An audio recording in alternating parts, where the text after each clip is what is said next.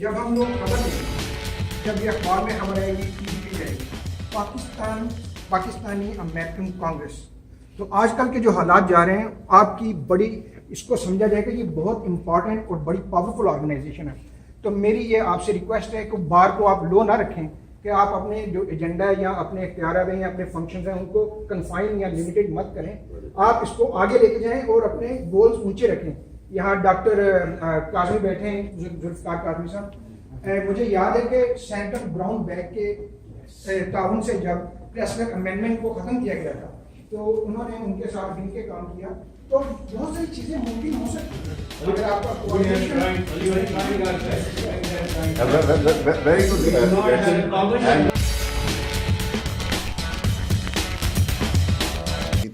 रजीम बिस्मिल्लाहिर्रहमानिर्रहीम मा काना मुहम्मदुन नबा अहदिम मिर रिजालिकुम वलाकिर रसूलुल्लाहि व खातमन नबिय्यीन व कानल्लाहु बिकुल्लि शैइन अलीमा या अय्युहल्लज़ीना आमनुस्तईनु बिस्सब्रि वस्सलाह इन्नल्लाहा मअस्साबिरीन सदक़ल्लाहुल अज़ीम।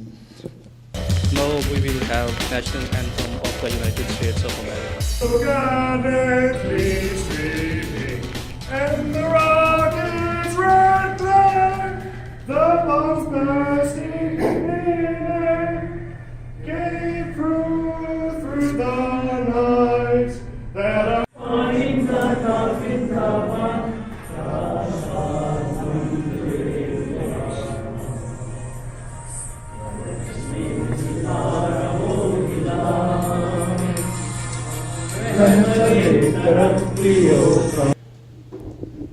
Ladies and gentlemen, thank you very much, and especially our guests from State Department and congratulations.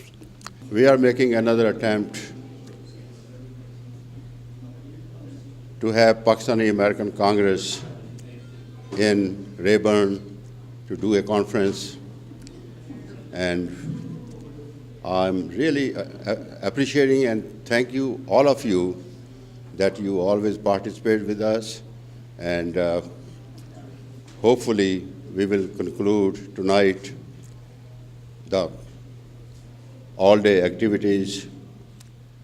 And again, I want to especially thank to my guests and President of Azad Kashmir, Sardar Masood Khan Sahab. Thank you, everybody. This is still good morning, ladies and gentlemen. On the behalf of Pakistani American Congress, I would like to welcome all of you. I would want to thank especially to President of Azad Kashmir, Sardar Masood Khan Sahab, who left all his business and came all the way here to participate in this our event. Thank you very much, sir.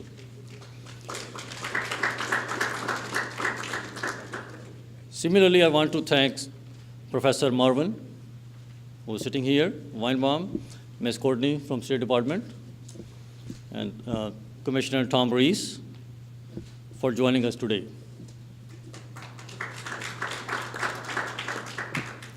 A little more, I also want to thank all the media persons who are here, all of those who will, and all of those who will join us here later on. I'm honored to thank my whole team of Pakistani American Congress who has worked tirelessly for this event.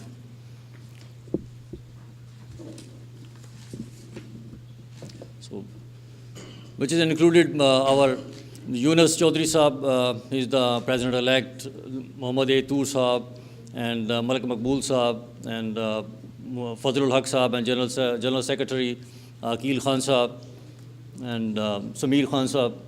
Everybody, they worked hard to manage this event. So thank you very much.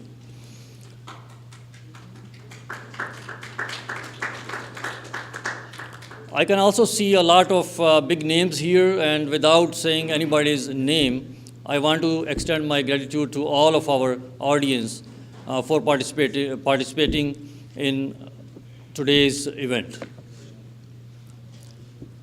Ladies and gentlemen, as you know that US-Pakistan relations are not very applaudable right now, but today we are here to learn from our experts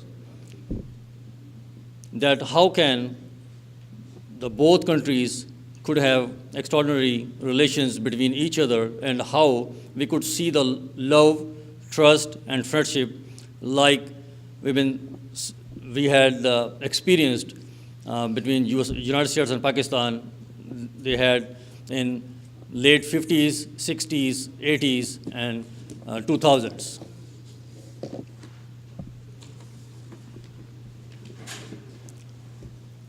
A brief note in the end, I want to mention a couple of things that Pakistani American Congress has been encouraging Pakistani American community. I thank you all again and convey my best wishes for all. Long live United States-Pakistan friendship and long live Pakistan and United States of America. Thank you very much.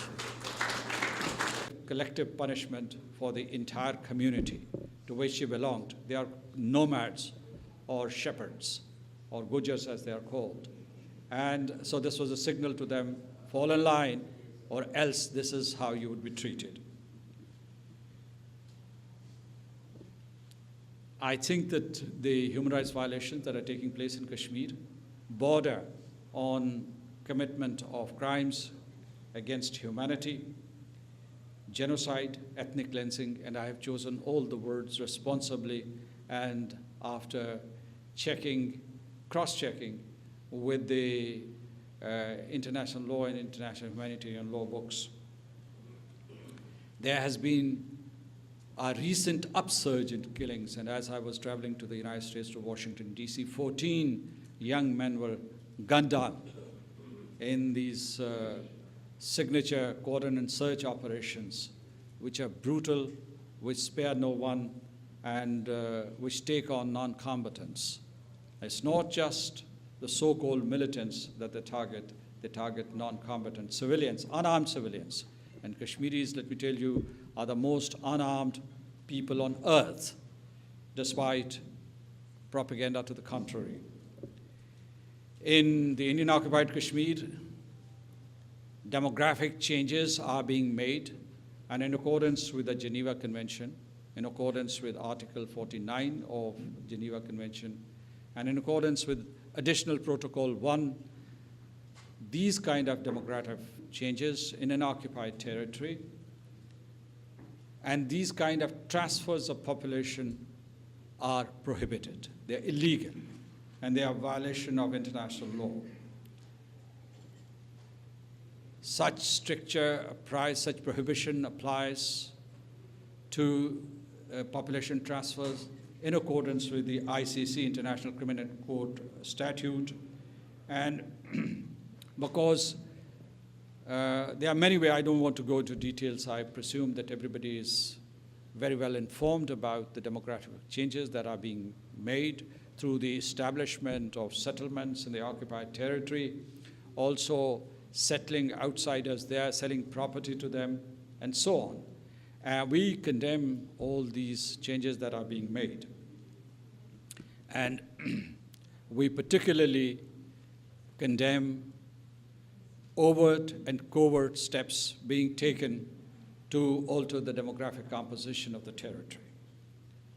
One thing that worries us most about the Indian-occupied Kashmir is that there are 700,000 troops deployed in Kashmir who are equipped with these draconian laws, Public Safety Act and Armed Forces Special Powers Act. They brutalize and terrorize the entire Kashmiri population. And they act with impunity. And all these perpetrators of terrorist acts against Kashmiri civilians have been given immunity from prosecution in accordance with these laws, which have been dubbed as lawless laws by Amnesty International.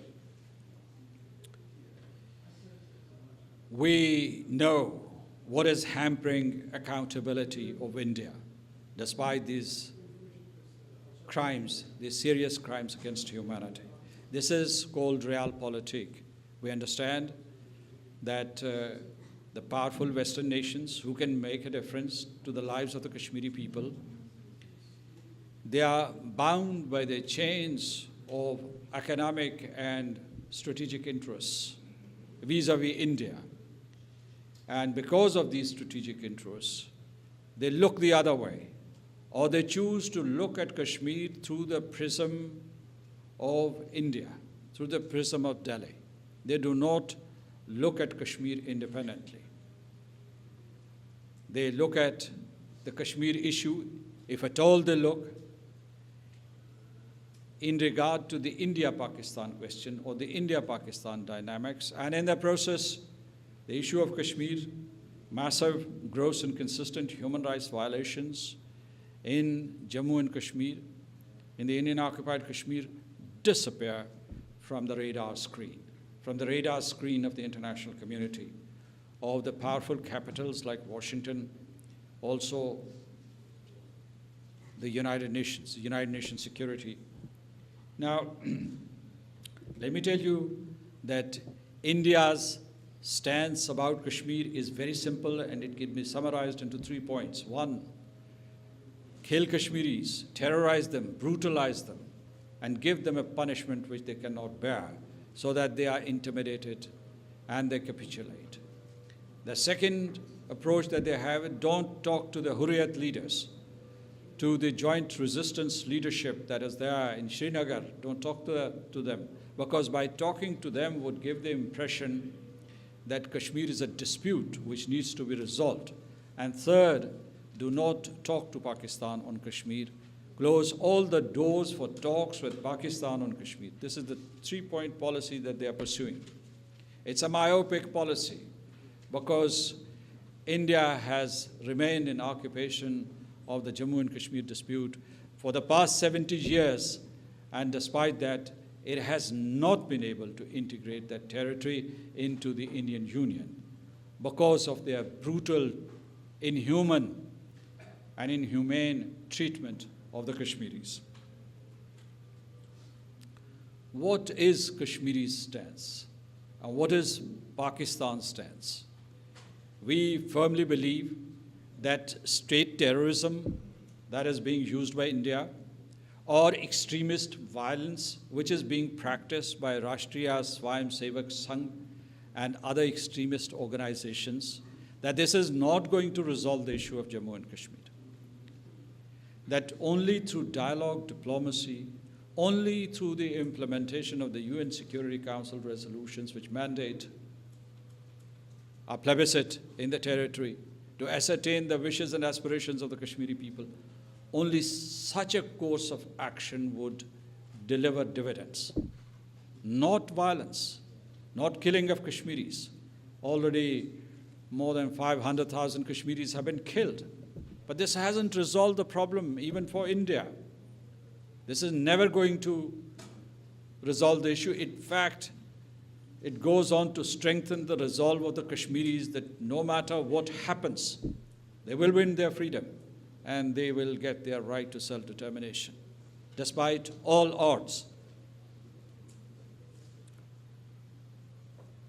I would like to make some proposals here from this platform, and one proposal is that the United Nations Security Council should rightfully get involved in the resolution of this dispute. If the United Nations Security Council is involved in the conflict situations in Central Africa, East Africa, West Africa, Southern Africa, why doesn't it get involved in the deteriorating human rights and security situation in Jammu and Kashmir? After all, this is the basic responsibility of the Security Council, to maintain peace and security and to prevent human rights violations in any part of the world, especially when they assume such big proportions. We would also like to propose that the United Nations Military Observer Group, which is deployed along the LOC, should be expanded, and it should be given an additional mandate, not only to monitor the situation along the LOC, but to report substantively on what is happening in regard to human rights and other crimes that are being perpetrated there.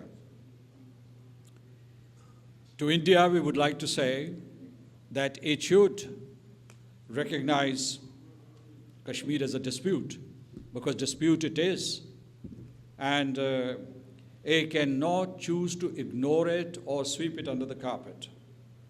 And it should work with Pakistan, the Kashmiris, and also the powerful governments of the world like the United States and the United Nations Security Council for a political solution of the problem. We would also demand that India should withdraw its armed forces, the bulk of the armed forces, and Central Reserve Police Force and Border Security Force from the civilian areas, because they are terrorized by the very presence and by their atrocious acts against the population. India should also repeal draconian laws like PSA, Public Safety Act, and Armed Forces Special Powers Act. India should release political prisoners, and the international community should raise voice, insist that Kashmiris should be taken out of the Kashmir issue, that it should be only between Delhi and Islamabad. This is an oxymoron. How can you take the principal party out of this issue? But this is what their preference is. This is what their predilections is. There are three parties to the dispute: Pakistan, India, and the people of Jammu and Kashmir. And the people of Jammu and Kashmir are in the Indian-occupied Kashmir. The movement is peaceful. India wrongly projects their peaceful movement as a terrorist or violent extremist movement. It is not. Kashmiris are peaceful people. They want their territory to be liberated. They want their home to become their home, because they are being treated as aliens in their own homeland, and they want to put an end to the situation.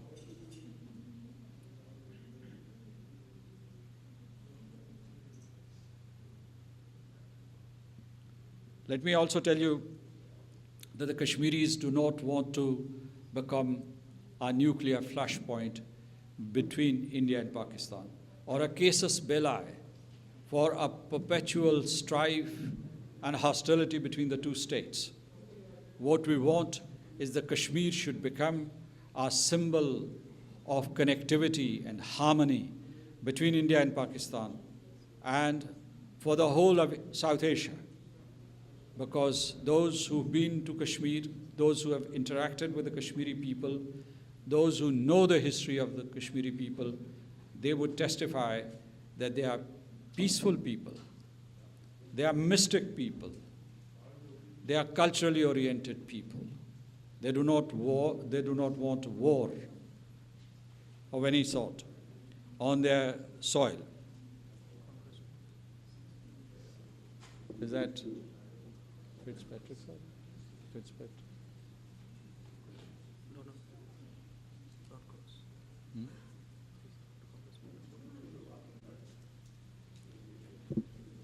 Welcome, Congressman.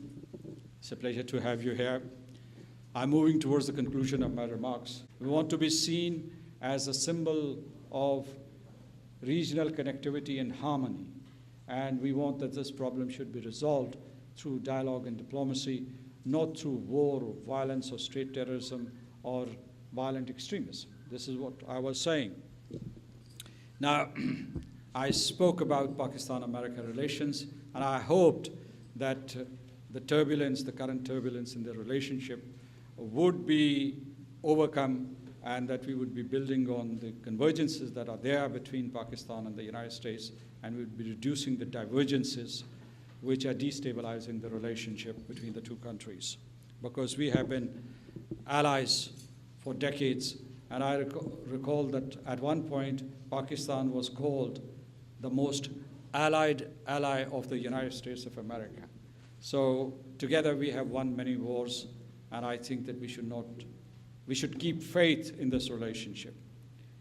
I made a detailed presentation about Kashmir, and I also highlighted about the horrendous human rights situation that is there, and that it requires international intercession by the United Nations Security Council, also by powerful capitals like Washington, D.C., because Washington, D.C., over the years, has accumulated experience in moving the parties to the dispute of Kashmir towards some sort of resolution and engagement and confidence building and dialogue and diplomacy. I would say that we need, at this point, American attention and American support to the political and diplomatic campaign for the freedom of Kashmir, or for the realization of the right to self-determination of the Kashmiri people that we are sustaining. And we think that it's high time that the violence against Kashmiris in the Indian-occupied Kashmir is put to an end, and the whole process is moved towards dialogue and diplomacy. Thank you so much, ladies and gentlemen. And once again, I would like to say what a pleasure it is for me to be near the Rotunda, on the Capitol Hill, in this Rayburn building, which is replete with rich history, and we are overwhelmed and overawed by the very ambiance of this place. So again, we pin our hopes on American commitment to the values of fair play, justice, and equality for all. Thank you so much.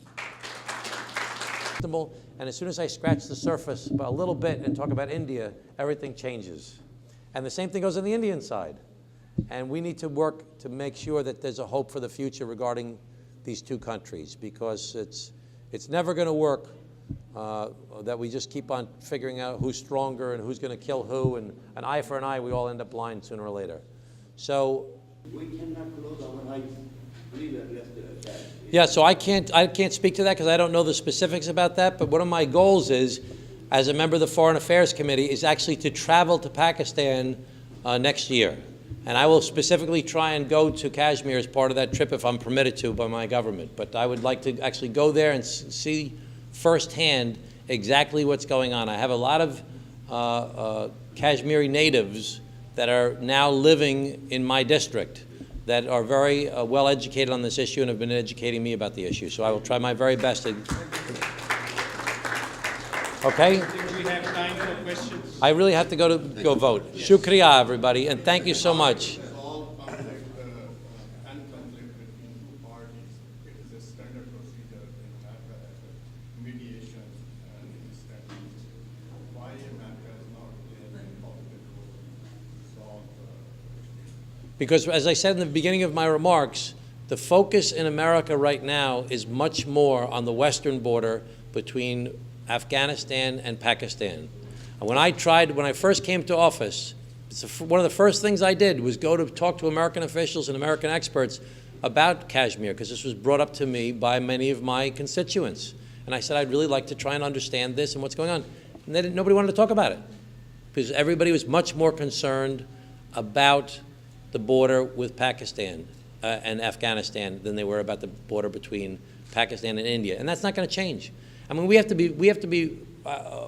understand what has happened here.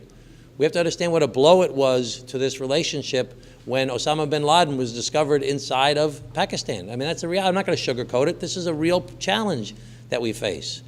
There are it's a challenge. When I think of the long-term future of Pakistan, certainly we want their military to stay strong, but we need the civilian government to be much stronger than it currently is. And that's a very important part of trying to build these relationships going forward. Okay, so I really have to go to my next meeting. Father Martin, how are you? Nice to see you. All right, have a great day, everybody. Thank you. Thank you, Congressman.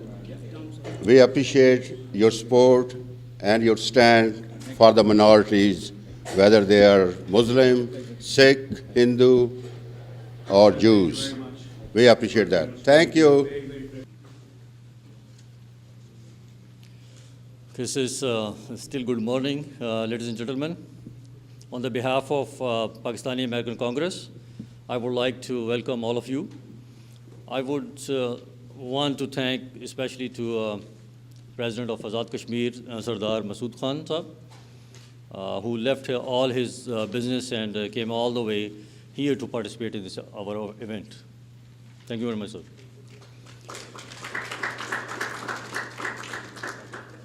Similarly, I want to thank Professor Marvin, who is sitting here, Weinbaum, Ms. Courtney from State Department, and Commissioner Tom Rees for joining us today.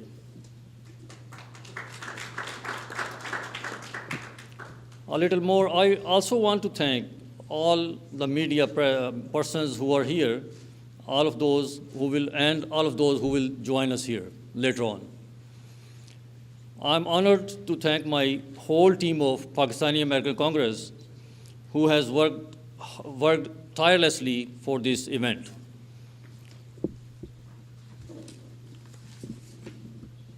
So, which is included our Yunus Chaudhry Saab, he is the President-elect, Mohammad A. Toor Saab, and Malik Maqbool Saab, and Fazlul Haq Saab, and General Secretary Akil Khan Saab, and Samir Khan Saab.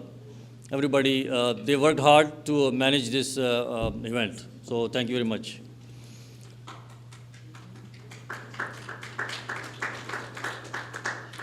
I can also see a lot of big names here, and without saying anybody's name, I want to extend my gratitude to all of our audience for participating in today's event. Ladies and gentlemen, as you know that US-Pakistan relations are not very applaudable right now, but today we are here to learn from our experts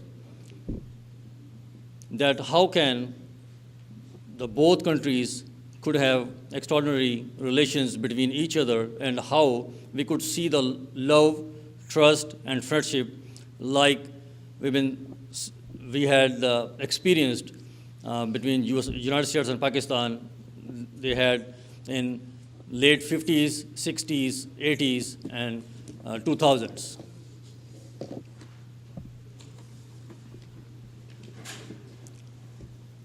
A brief note in the end, I want to mention a couple of things that Pakistani American Congress has been encouraging Pakistani American community. What he has done as a congressman for all of us.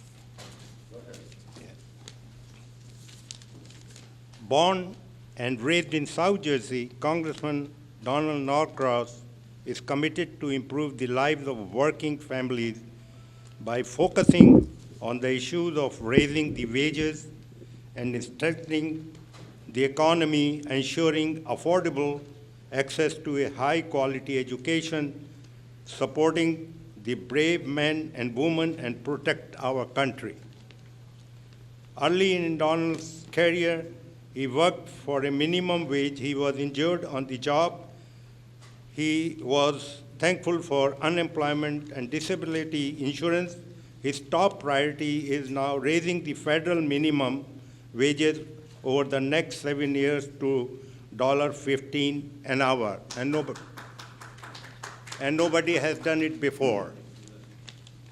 As a graduate of both Camden County College and the Skilled Apprenticeship Program, Donald knows we need advanced job training in our country. He also fully understands the value of quality education. As a member of the New Jersey legislature, he played a key role in historic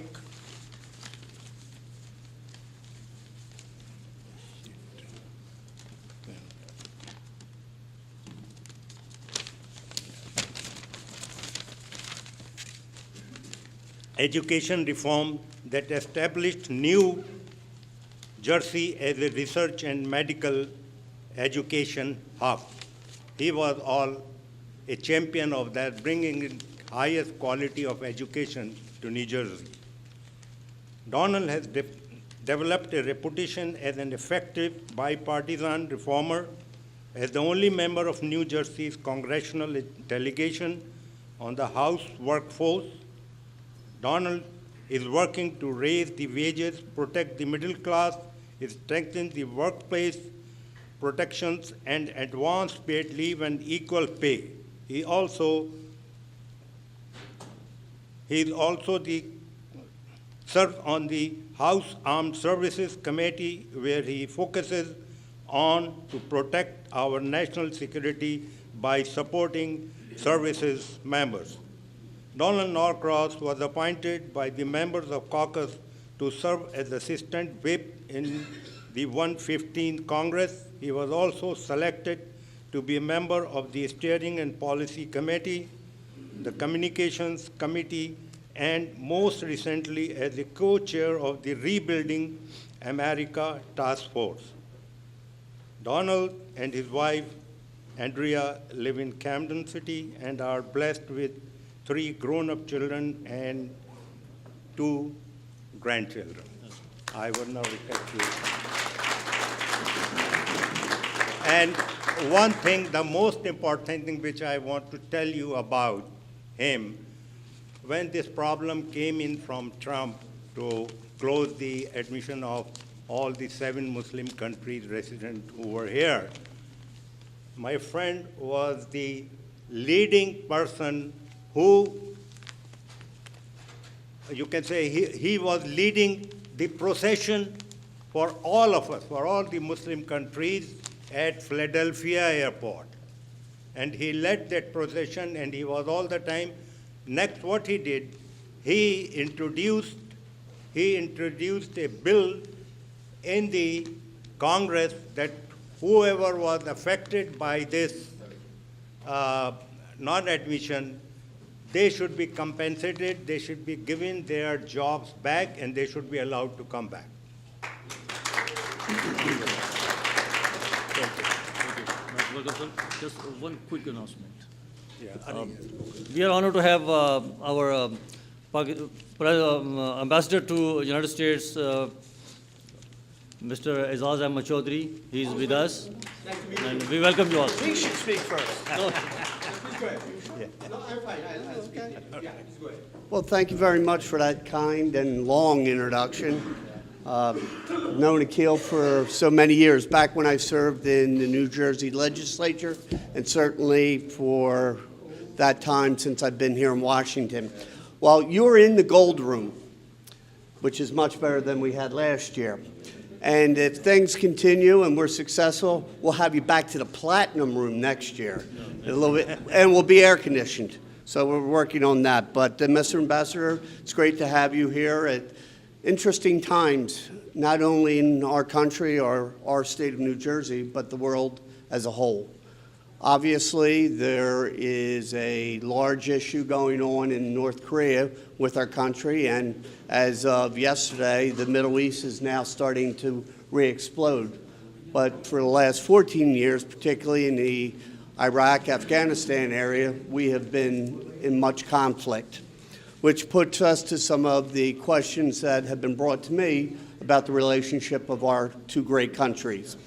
And the one thing that I've very much enjoyed hearing is about the diplomacy and having that conversation. It's easy to get into fights. We all know that. It is more difficult. It takes more courage to make the peace. That is something that I have been focused on. The 2 committees that I serve on primarily is education and the workforce, which deals with our entire system from kindergarten through college, and then the issues of dealing with the workforce to make sure people are paid well and are safe at jobs, and they have the dignity of taking care of their family.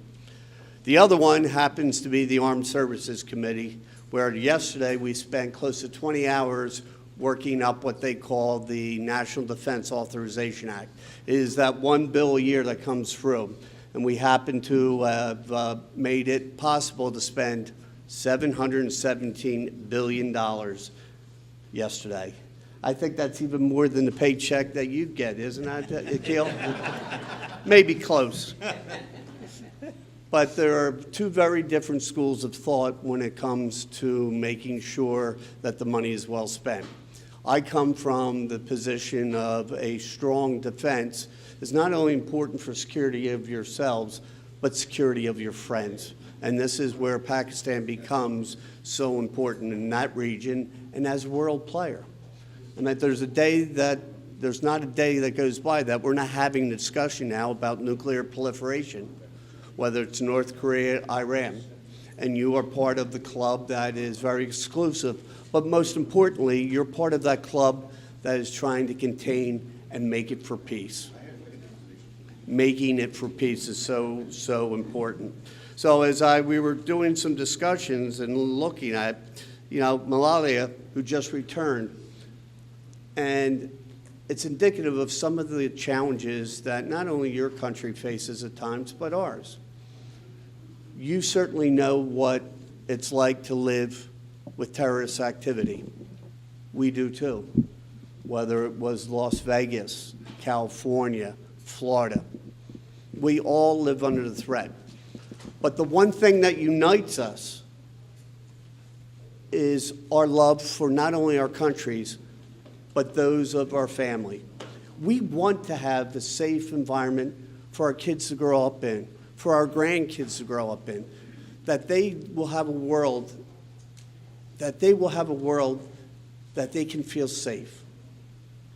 Those challenges come before us each and every day, particularly when you're here in the Gold Room, in the Rayburn building, with that symbol of democracy across the street called the United States Capitol. So diplomacy has had its ups and downs over the last year or so with the new administration. Unfortunately, we have not put into place enough of our ambassadors to have what I consider a very complete diplomatic force to address issues. General Mattis, who is our Secretary of Defense, said very importantly that if you're going to keep the diplomacy professionals out, then you better double my budget for bullets because we're going to need it. I think we all understand that it's much easier, much more important to have a conversation with voices than with guns. So with that, I want to say thank you for coming here to Washington, our nation's capital, sharing what you understand your issues are. There was a very famous gentleman, Martin Luther King, who talked about the division that our country faced. In this case, it was race in many ways, but it was also poverty. And he said that we all came here on different ships, but we are in the same boat now. And that's the way I look at it when we're dealing with issues from around the world. This is our world collectively, and it's our obligation, it is our duty to keep it safe. Thank you very much.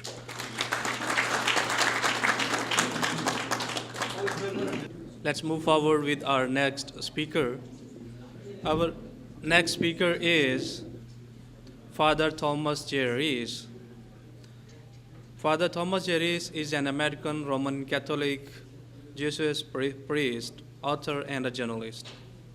He is a senior analyst at Religion News Service and served as USCIRF chair from June 2016 to May 2017. Previously, he was a columnist at the National Catholic Reporter from 2015 to 2017 and a senior fellow at the Woodstock Theological Center from 2006 to 2013, and from 1988 to 1998.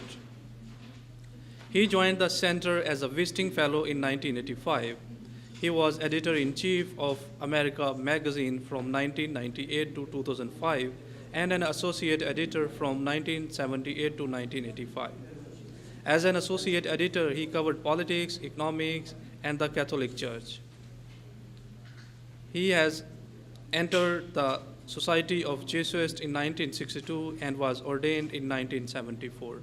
Please welcome Thomas J. Rees. Thank you. Good morning. And I want to especially thank the Pakistani American Congress for hosting this event and for inviting me to speak. I am Father Thomas Reese, former chairman and currently a member of the U.S. Commission on International Religious Freedom. USCIRF, as we call it, is an independent, bipartisan U.S. federal government commission dedicated to the universal right to freedom of religion or belief abroad. I stress the point universal because I may be a Catholic priest, a Christian, but our commission advocates for religious freedom for everyone. We have been very critical of China and its treatment of the Uyghur Muslims. We have been extremely critical of Burma and its treatment of the Rohingya, which amounts to ethnic cleansing.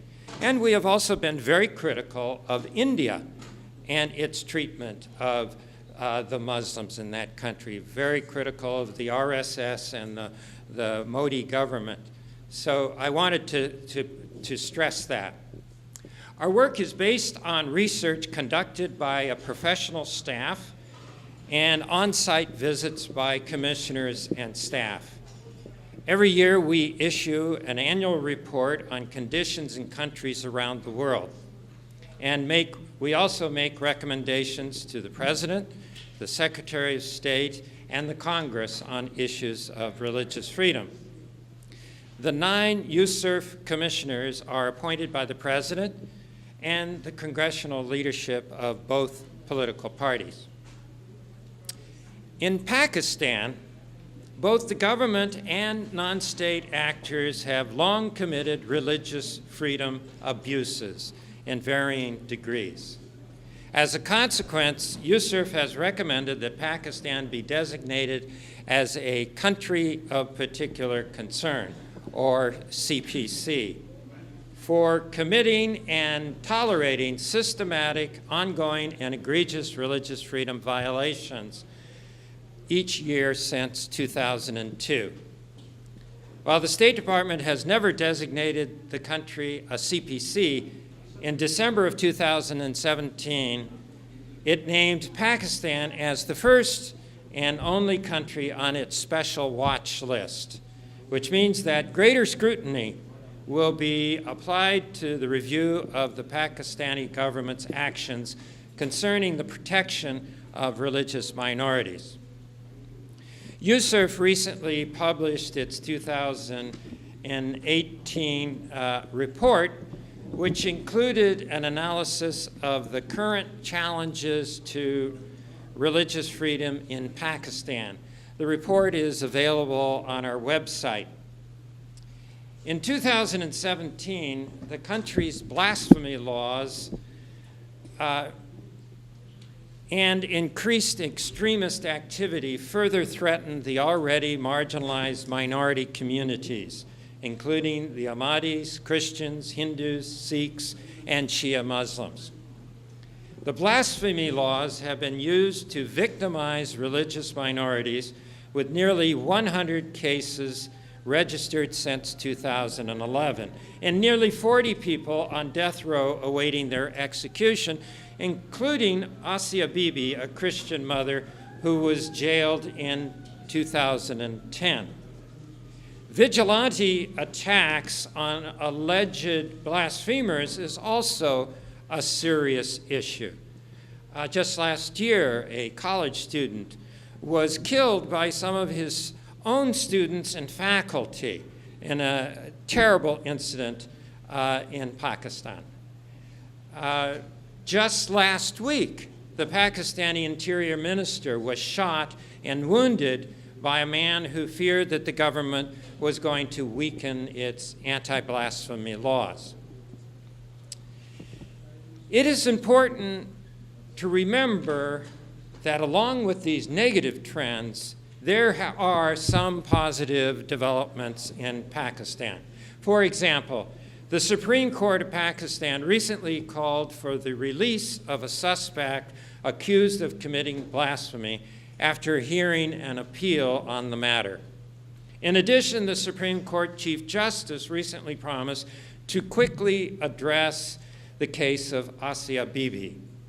Furthermore, the number of targeted killings of Shia Muslims in Karachi has subsided in the aftermath of a law and order operation by the city's police and the nation's Army Rangers.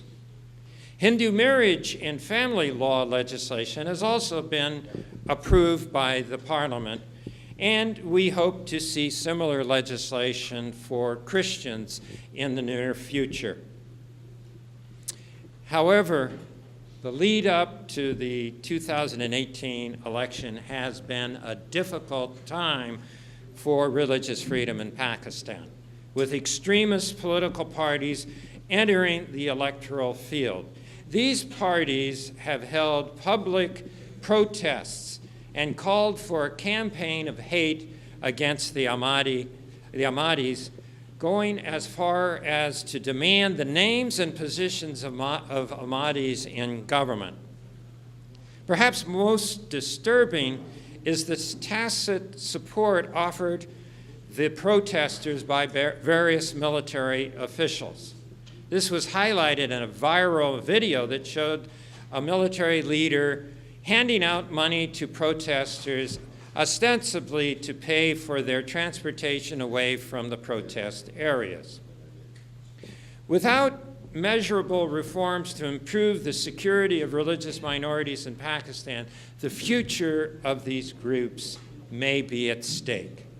Therefore, USCIRF has recommended that the State Department negotiate an agreement with the government of Pakistan to achieve specific and meaningful reforms, and to provide resources for related capacity building through the State Department and USAID. With the assistance of the State Department, USCIRF hopes that the leadership in Pakistan can attempt to make real progress on these issues. Thank you very much.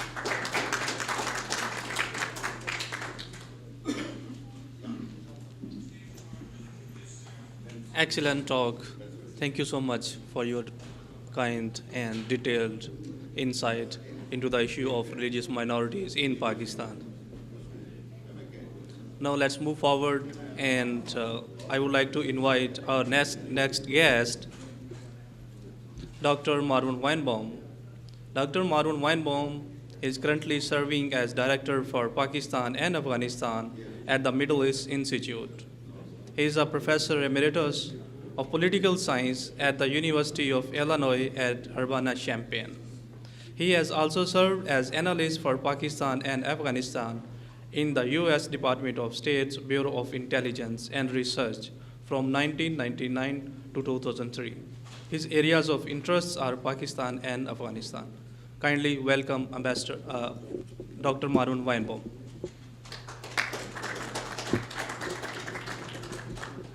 Thank you, Nasser, and it's a pleasure to be here again to address a group which has gained such enormous prominence for its activity here in bettering American-Pakistani relations.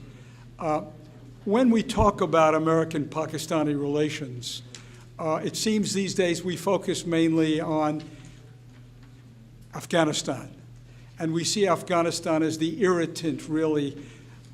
And I think that's understandable, particularly at a time when the situation in Afghanistan appears at best to be stabilizing and perhaps even deteriorating, and the need for explanations and the need for finding quick solutions when there may not be a short-term solution at all. But let me suggest here, without going into that, and I'm very briefly here to say that there are other aspects of the relationship which have to be taken into consideration, and we had, in looking forward now, in where this relationship is going to go, we had better take these into account. As we understand the relationship between Pakistan and the United States going forward, we have to look at the relationship that the United States is going to be entering in with China as we go forward. What will be U.S. policy towards India? Both of these are going to have, I think, a considerable impact. But nothing will affect, I believe, this relationship more than what has just happened, and that is the decision to pull out of the Iranian nuclear deal. And why do I say this? Because obviously it upsets me. I think that's very clear. But I think that aside, the very dynamics of the region now could change. And I think that Pakistan and the United States has to be prepared for this. All through recent history, what we have seen here is a very, very skilled effort on Pakistan's part to be able to balance its relationship with Saudi Arabia and Iran.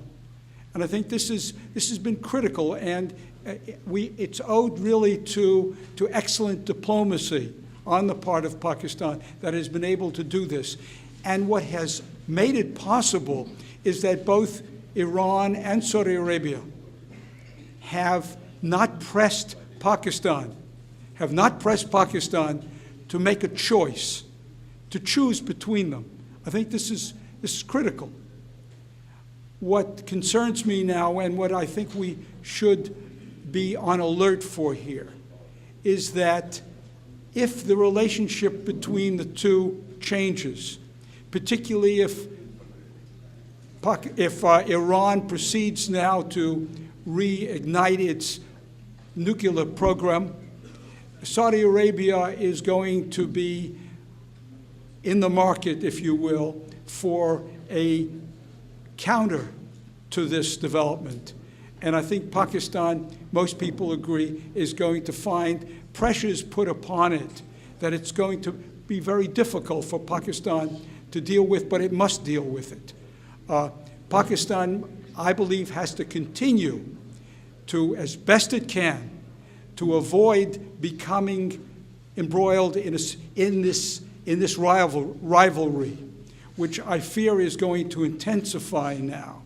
I worry about the danger here of potential military action in the region and the kind of challenge that this will represent to Pakistan as to how it is going to respond. It's very interesting, unless I missed something, that as a result of the decision on the part of the president, there hasn't been very much reaction out of Pakistan or Afghanistan for the moment.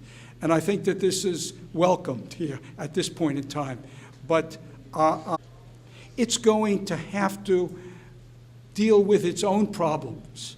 It's going to have, and this is a time now when Pakistan is being put to the test. It has an election coming up now. How it handles this election, how its political class, how its leaders here address this going forward here, and are themselves able to recognize that unless Pakistan stands together, unless the people of Pakistan stay together, unless it deals with some of the internal challenges which Father here has just spoken about, it's going to be in a weaker position here to be able to manage what could be very difficult days ahead of us. So in conclusion then, let me say that this is what Pakistan does is going to I believe, be critical to the region and certainly to the future of U.S.-Pakistan policy. So I wish you the best in this meeting this morning. Thank you. This afternoon.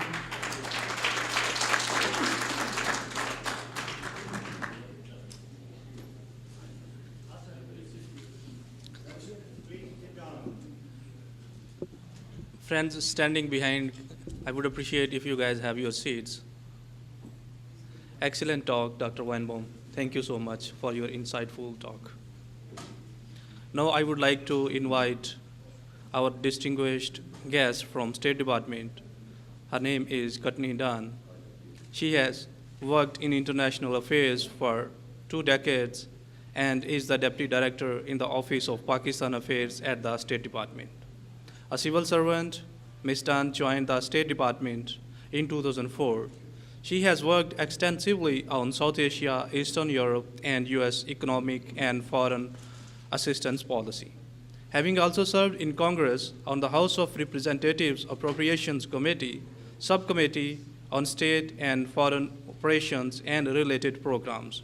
Prior to joining the government, Ms. Dan worked in the non-profit sector, specifically at the International Research and Exchanges Board in both Washington and Moscow. Ms. Dan earned a master's degree in public affairs from the Woodrow Wilson School for Public and International Affairs from Princeton University. Please put your hands together to welcome the distinguished guest.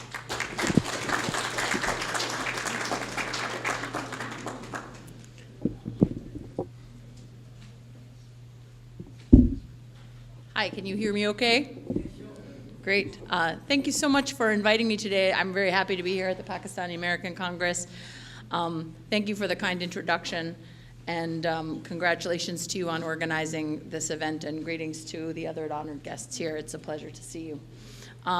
Today, I've been asked to speak a little bit about the U.S.-Pakistan relationship, and just as importantly, to highlight the critical role that the Pakistani American diaspora community plays in that relationship to the benefit of both of our countries.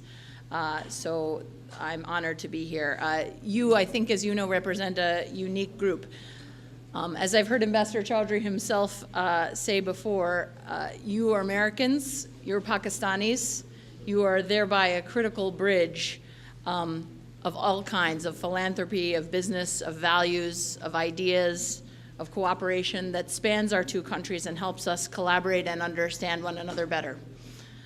So first, let me say a few words about the bilateral relationship. As I was mentioned in my introduction, I work at the State Department, and I work all day, every day on Pakistan in the Office of Pakistan Affairs. So I'm very well acquainted with our relationship right now. And obviously, you all know that Pakistan and the United States have been working side by side for over 70 years. So building on this longstanding cooperation is critical to both of our nations.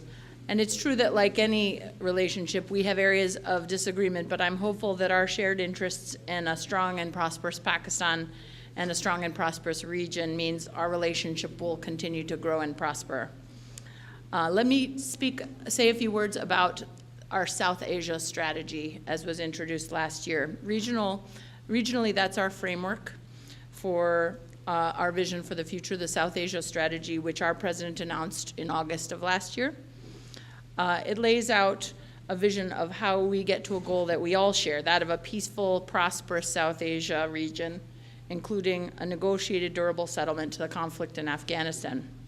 That strategy has a few key components. One is a renewed commitment to staying the course in Afghanistan for as long as it takes to enable a political settlement there. The strategy also puts forward a renewed focus on regional diplomacy and engaging all players: Afghanistan, Pakistan, India, as well as China, Central Asian countries, even Russia, to help achieve those objectives. That strategy also relies on Pakistan's support to succeed. Pakistan has done tremendous work and made enormous sacrifices fighting terrorism. We all know that. In particular, Pakistan has been relentless in pursuing groups that target its institutions and its population. As part of the strategy, we are also asking Pakistan to target without distinction all terrorist groups that would use Pakistan's territory to raise funds or attack others in the region. Currently, as the U.S. government, our assessment is that while Pakistan has taken some initial constructive steps in this, it is yet to undertake the decisive, sustained efforts we have requested against groups that would attack others in the region. And the suspension of security assistance to Pakistan announced in January was a signal of that concern. So obviously, there are times when we don't agree as friends, right? And we hope that Pakistan will recognize, and indeed we hope that you will communicate to your friends and colleagues in Pakistan that is also in Pakistan's interest to take those steps. And we will continue to engage as we all consider this bilateral relationship very important. I want to go on, though, because while security is important and often gets most of the focus, our relationship with Pakistan is much broader. The South Asia strategy made clear that civilian engagement, including commercial engagement, between our countries should continue. We do that all the time, right? We are working on building ties not just between our governments, but between our businesses, our non-governmental and academic institutions, and our populations. Indeed, we see that there's tremendous potential in the economic relationship between the U.S. and Pakistan, which continues to grow. Let me give you a few statistics on that. Two-way trade between the U.S. and Pakistan reached $6.4 billion in 2017, which was an all-time high. U.S. exports to Pakistan were $2.8 billion of that last year, also an all-time high, and we were pleased that our trade deficit with Pakistan fell by over 40%. So many Pakistani business people tell us profits are at record highs and express optimism about coming years. U.S. companies often say the same thing. They are growing their businesses, operating in Pakistan, employing Pakistanis, and are bullish about future prospects. Just to mention one example, Procter & Gamble has a 26-year history in Pakistan and more than $150 million in investment in Pakistan. Let me give you another more less known example. Last year, there's a program with the city of Austin, Texas, led to develop linkages among entrepreneurs and startup incubators in Austin and Pakistan. And it resulted in the announcement of the intent to raise a $20 million venture capital fund for Pakistani tech startups by the company 1839 Adventures. So that's just another interesting example of the kind of linkages we're building. At the same time, and as part of our constant dialogue with Pakistan, it's also true, and we note that U.S. companies also sometimes express concern to us about the business climate in Pakistan, the lack of transparency in assessment of taxes, the judicial system, which can sometimes be slow, concerns about intellectual property protections, and lack of clarity on how U.S. companies can participate in projects under the U.S.-Pakistan Economic Corridor, or CPEC, which U.S. companies are very interested in doing. So these are just a few examples of the kind of dialogue and the economic sphere we have every day with the Pakistani government. And we know as the diaspora community, often involved in business, we welcome and appreciate your input into those perspectives and also helping to reinforce those messages so that Pakistan can unlock its full growth potential. I should add that our cooperation goes well beyond business. We work with Pakistan cooperatively to help strengthen its civilian institutions, foster trade and growth, develop infrastructure, promote the rights of women and girls, strengthen good governance and policing, and help build the education system in Pakistan since 2009. Further, to advance private investment, we have great cooperation with Pakistan in its energy sector. We've committed to over $1 billion in the sector in Pakistan since 2009. Through infrastructure and other kinds of improvements, we've helped add 3,200 megawatts. In Pakistan, I've found everyone knows about megawatts, right? Megawatts to Pakistan's power supply, enough to provide for nearly 39 million Pakistanis. USAID programs are partnering with Pakistani banks to expand private sector lending for energy projects and have built a transmission line in Sindh that leveraged 680 megawatts of private investment in power, particularly wind energy. U.S. technical assistance helped Pakistan begin its first liquid natural gas, or LNG, imports in recent years. So I think these are a few great examples that I like to cite. Our cooperation in higher education and exchange programs is also very, very broad. So for example, the largest U.S. government-funded Fulbright program in the world, worldwide, is with Pakistan. People don't always know that. With nearly 500 Pakistani Fulbright fellows currently in the U.S. In nearly 70 years, in fact, there has never been a time where both nations were so invested in the flagship Fulbright program between our countries, a testament to the value we place on that kind of educational partnership. The government of Pakistan's commitment to fund 125 additional Fulbright PhDs to study in the U.S. also represents one of the top foreign governments' contributions worldwide to the Fulbright program. So we consider this a key element of what Minister Hassan Iqbal refers to as the U.S.-Pakistan Knowledge Corridor, which is something of great value to both countries. And our thoughts are with Minister Iqbal, of course, as he recovers from the terrible attack on him this week. He's been a great leader and partner in U.S.-Pakistan higher education collaboration for a number of years. Overall, Pakistani alumni of U.S. programs number over 25,000 individuals, the world's largest alumni network. And among them, it has some illustrious participants. Prime Minister Abbasi himself is an alumnus of the International Visitor Leadership Program. Finally, we actively cooperate with Pakistan women's economic advancement and participation, which studies show is key to growth in any country. Indeed, some of you may have had the chance to cooperate with us on the U.S.-Pakistan Women's Council, a game-changing public-private partnership, which has been working since 2012 to help build high-potential women and girls' potential in the formal economy in cooperation with leading companies in both Pakistan and the United States. So the Women's Council has initiated all kinds of programs to promote women's entrepreneurship and ease barriers to women's participation in the economy. Partnerships with council member corporations like Coca-Cola, Pepsi, Engro, S&P Global, Procter & Gamble, Citigroup, and the U.S.-Pakistan Business Council have been key to its success. So continuing to draw on private sector leadership, including many of you, we can all work together to increase opportunities for women and girls, increase business ties, and improve both economies. And to the Pakistani American diaspora community more broadly, I want to say that we are grateful for your partnership and the many ways in which you personally contribute. We look forward to continuing to work with many of you in the future. I should note that one of the areas in which we hope to collaborate in the future is the Fulbright program. 2020 will mark the 70th anniversary of the Fulbright program in Pakistan, so it's almost as old as our bilateral relationship. And we're interested in exploring ways to continue a robust program and would welcome any thoughts you have. So let me say that as citizen ambassadors in the community schools and workplaces in which you live, study, and visit, I know that you have educated Americans about Pakistan, and similarly, you've helped explain U.S. perspectives to Pakistanis. And while all countries, the U.S. included, have their problems, we hope that in your daily lives, you help express in Pakistan some of the values that we hold so dear in the United States.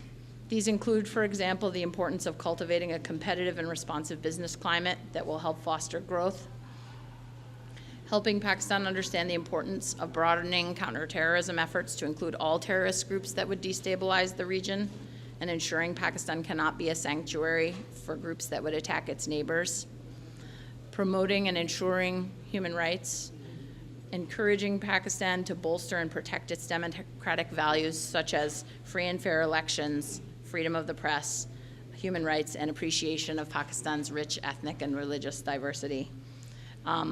I always say that Pakistan has all the ingredients and potential to be the world's next economic success story. It's the fifth, soon to be sixth, I believe, largest and most youthful population in the world. It's an attractive market of 200 million people with a rapidly growing middle class and an entrepreneurial spirit. So I feel confident that we will continue to work together as countries, and I encourage you all to be ambassadors in as many ways as possible. That also includes getting involved to shape society here in America, even American politics. Every contribution matters. So thank you very much for your time and for your contributions.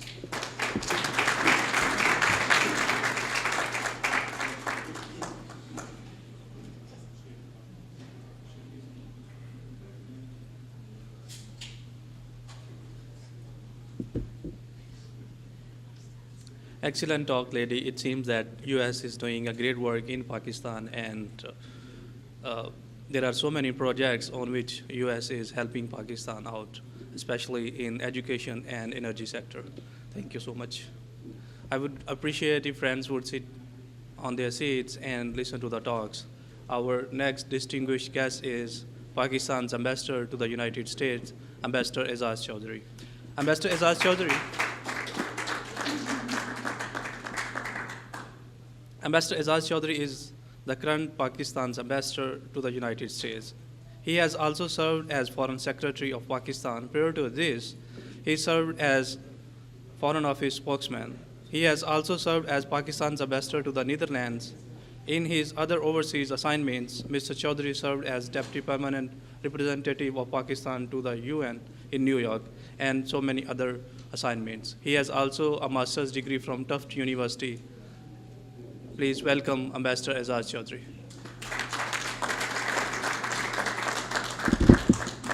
Thank you. Thank you very much. I must, at the outset, of course, thank Azad Chaudhry and Rana Taj Sahab. Kidhar hain, sir?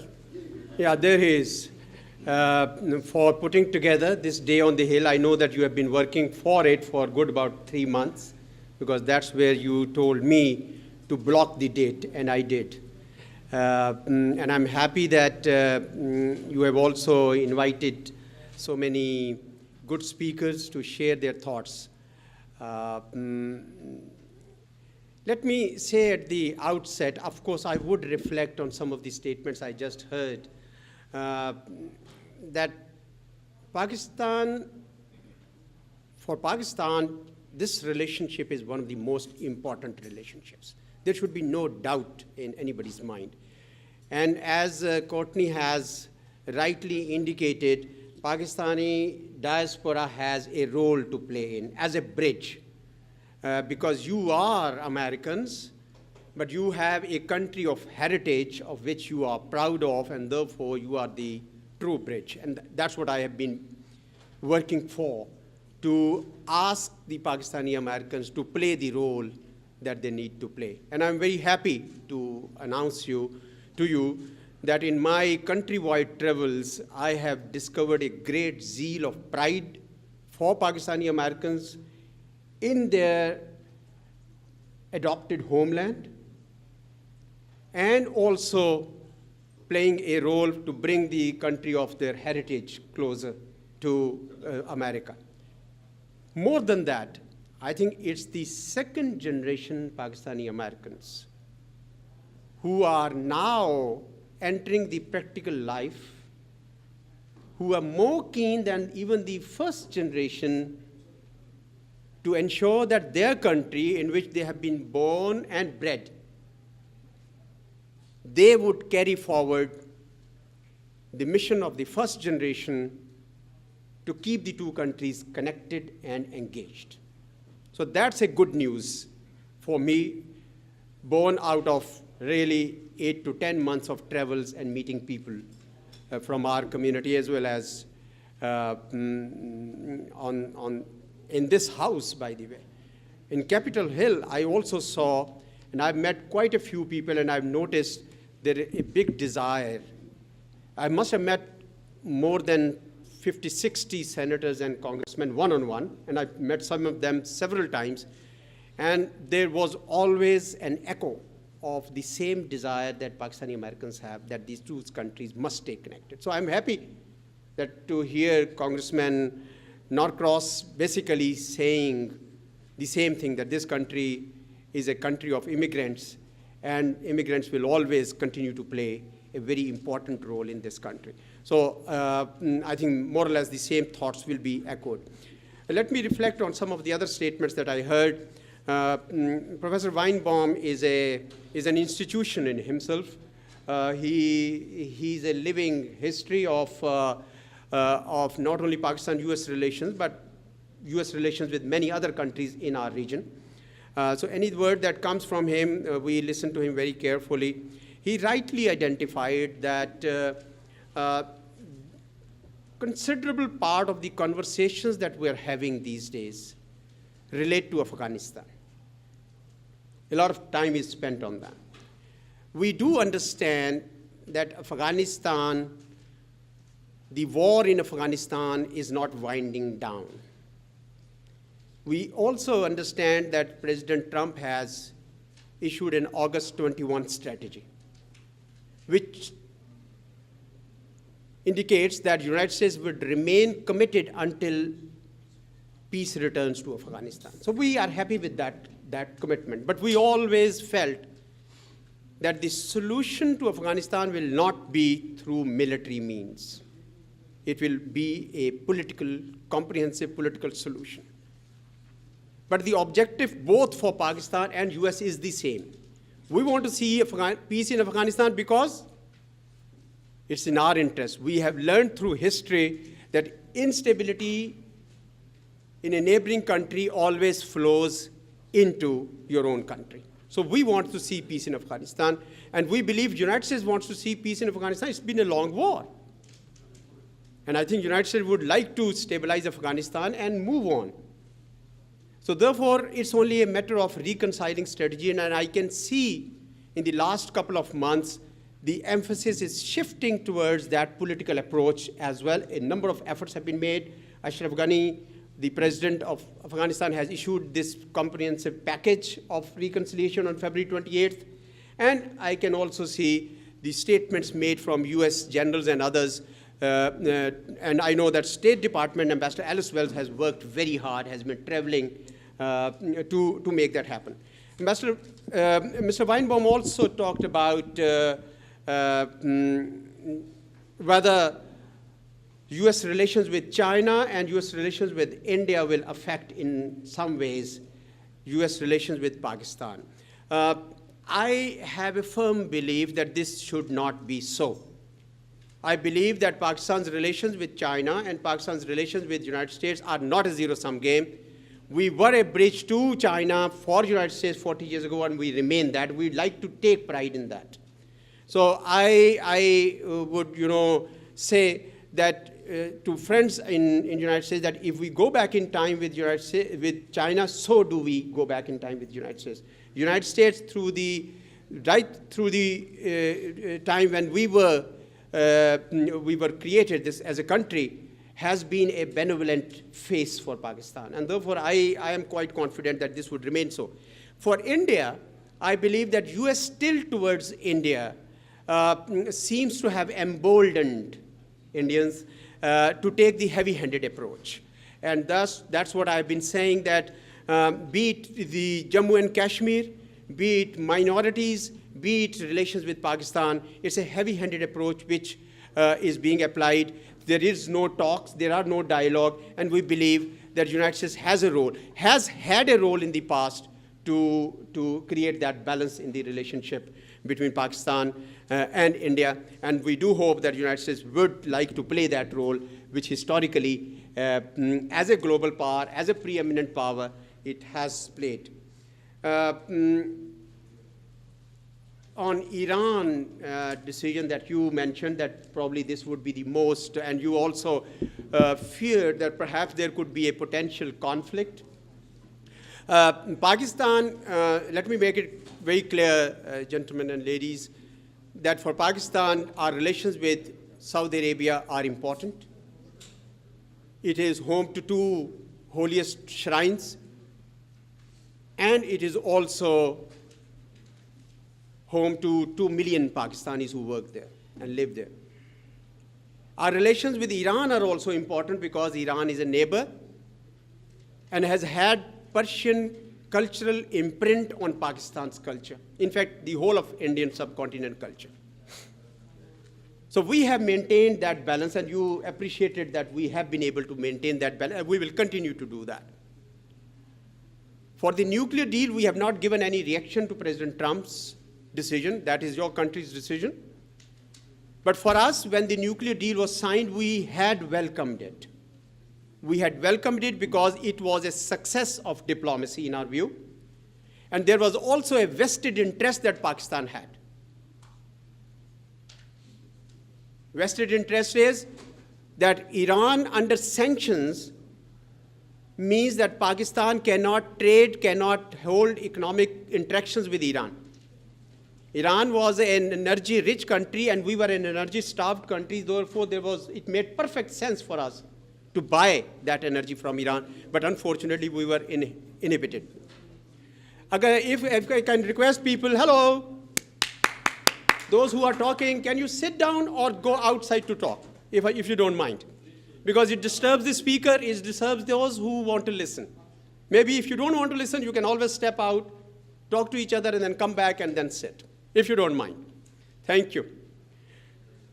So I believe that this deal had opened up chances for Pakistan to engage economically with Iran. So that's why we had welcomed it. As for present situation, we have not yet, the government of Pakistan will make up its own announcement when it comes.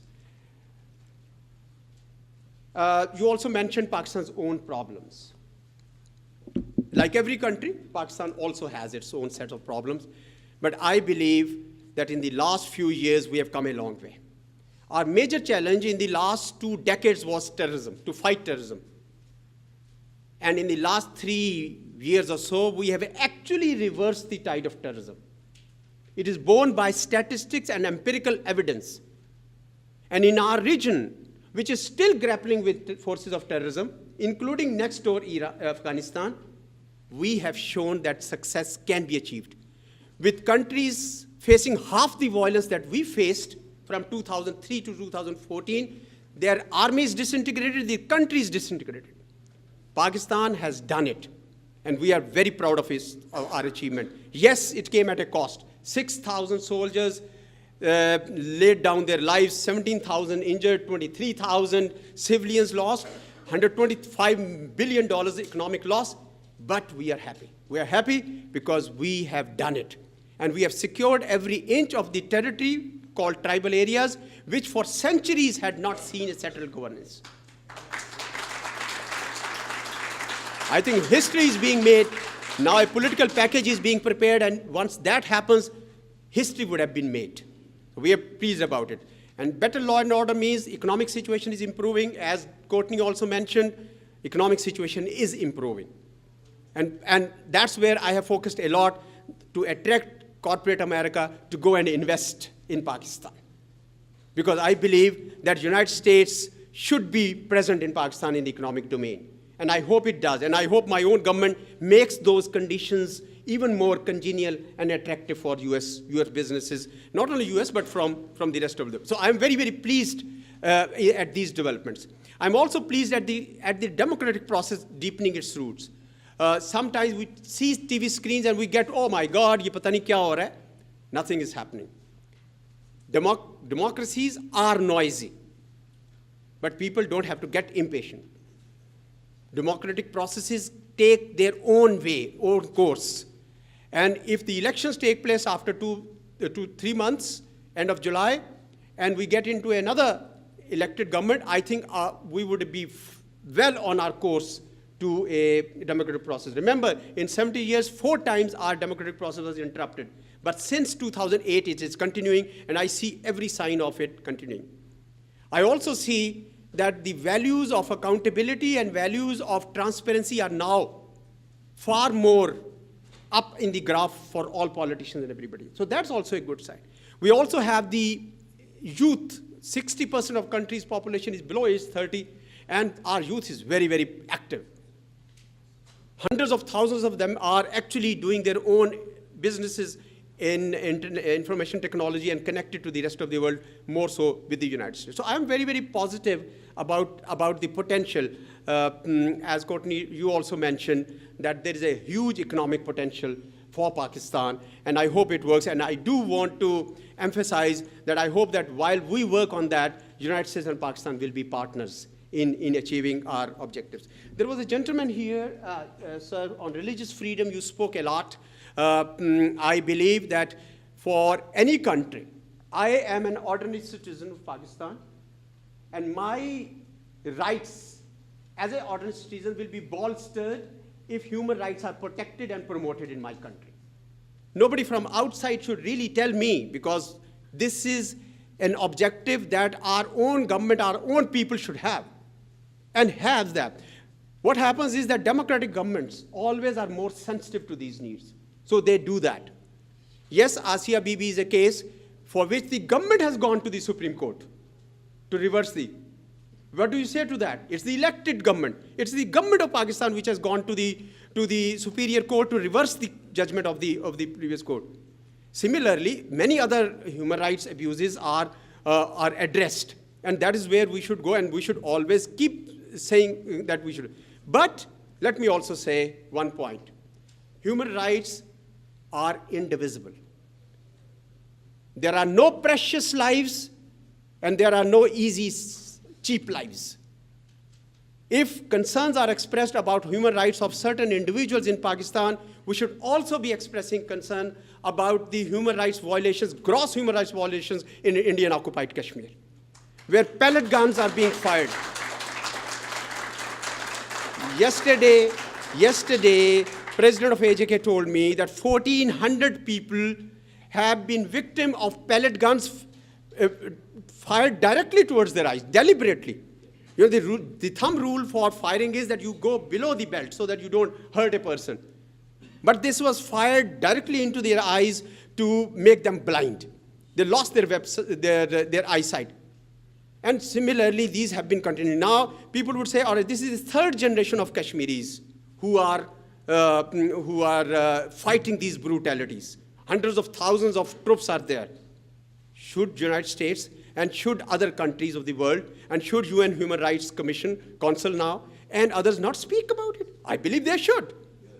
So, you know, human life is equal so in our religion, in my religion, let me put it this way, in Islam, losing one life is as if losing humanity, and saving one life is as if saving humanity.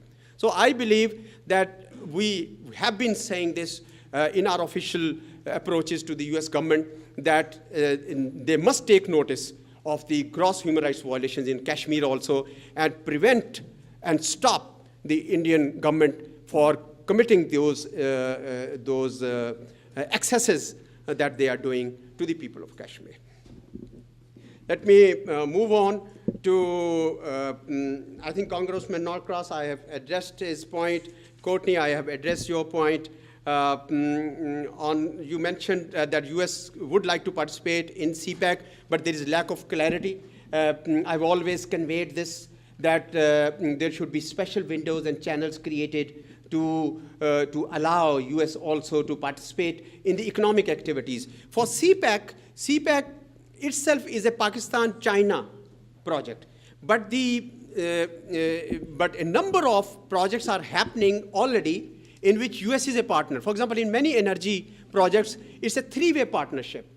General Electric, for example, in most of our energy projects, they are the ones which are supplying, turbines and other parts that are needed. Similarly, ExxonMobil and Accelerate Energy in Houston and many others are now providing LNG to Pakistan and bringing the energy deficit narrower. So I am quite optimistic. In the last 1 year, I have seen corporate America going towards Pakistan. I've also seen in the letter that President Trump wrote to Prime Minister of Pakistan some 7 months ago, this was specially mentioned, the economic cooperation, and I've also seen and heard this from others. Let me also say a few words about our Sikh brothers who are sitting here.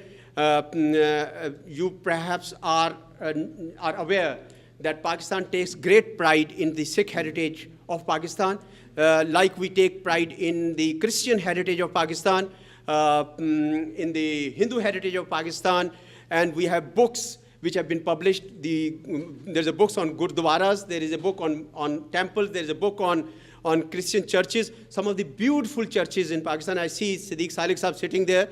He has worked a lot for the Christian community in Pakistan. By the way, I do not use the word minority. I don't use it. I know that it has been used in the official channels because I believe that regardless of the faith, every Pakistani is an equal citizen under the Constitution of Pakistan. And finally, and I know that there is a book which has been published on Sikh heritage in Pakistan, which was probably inaugurated here in Library of Congress. I understand a delegation is coming this afternoon to meet me. And finally, let me welcome my very esteemed senior colleague and now President of Azad Jammu and Kashmir, Sardar Masood Khan.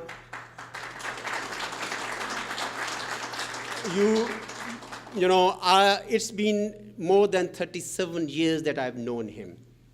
We trained together, and ever since he has attained heights of professional excellence that we, many in our service, have been aspiring to.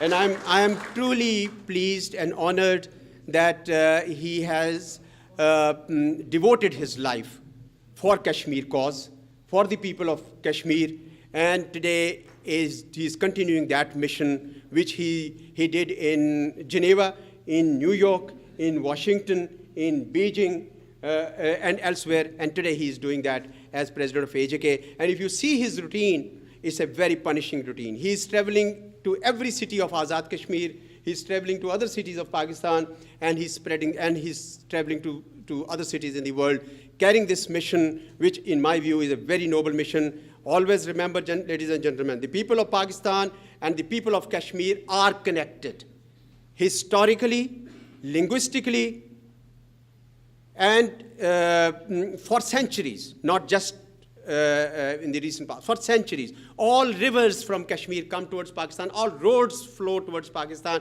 Kashmir ki mandi was always Rawalpindi. So I think this bond cannot be terminated. So the people of Pakistan will always extend political, moral, and diplomatic support to the people of Kashmir regardless.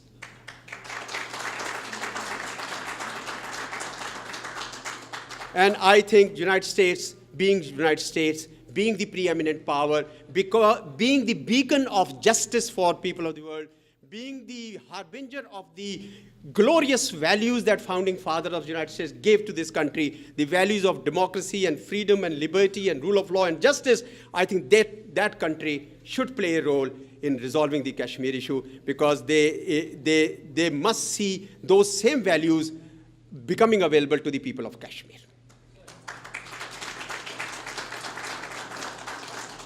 In the end, I would like to once again commend our organizers for doing a wonderful job, and please raising the voices of the oppressed people of Kashmir, but also play your part in bringing Pakistan and America closer. America is now your home. You are American citizens, but you have a country of heritage, and that is a great strength to you. God bless you all.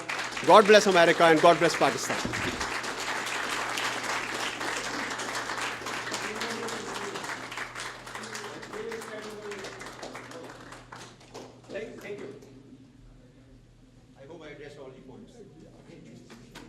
I'll start with the great poet of the subcontinent, Bulle Shah.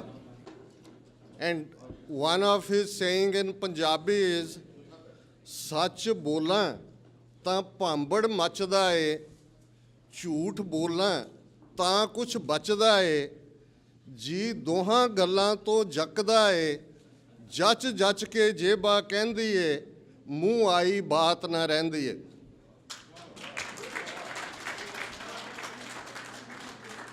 Pakistani American Congress deserves congratulations that they have carried on this mission of US-Pakistan friendship for the last 27 years. And the situation has become more critical in these years when we say that the policymakers here have changed that belief, which always says a friend in need is a friend indeed. And today what we are seeing is, when we look at the subcontinent, 1,300,000,000 are in Indian map. And the question may be that why a Sikh who is not even of Pakistani origin, and all my brothers are what they are doing here. We have at stake, much at stake, along with Pakistan, along with stability, prosperity, and peace in the region. We shouldn't forget that during the 1940s negotiation on transfer of power, Sikhs were the third party to that negotiation. We sided with India on the assurances that no constitution in India will be accepted which won't be acceptable to the Sikhs.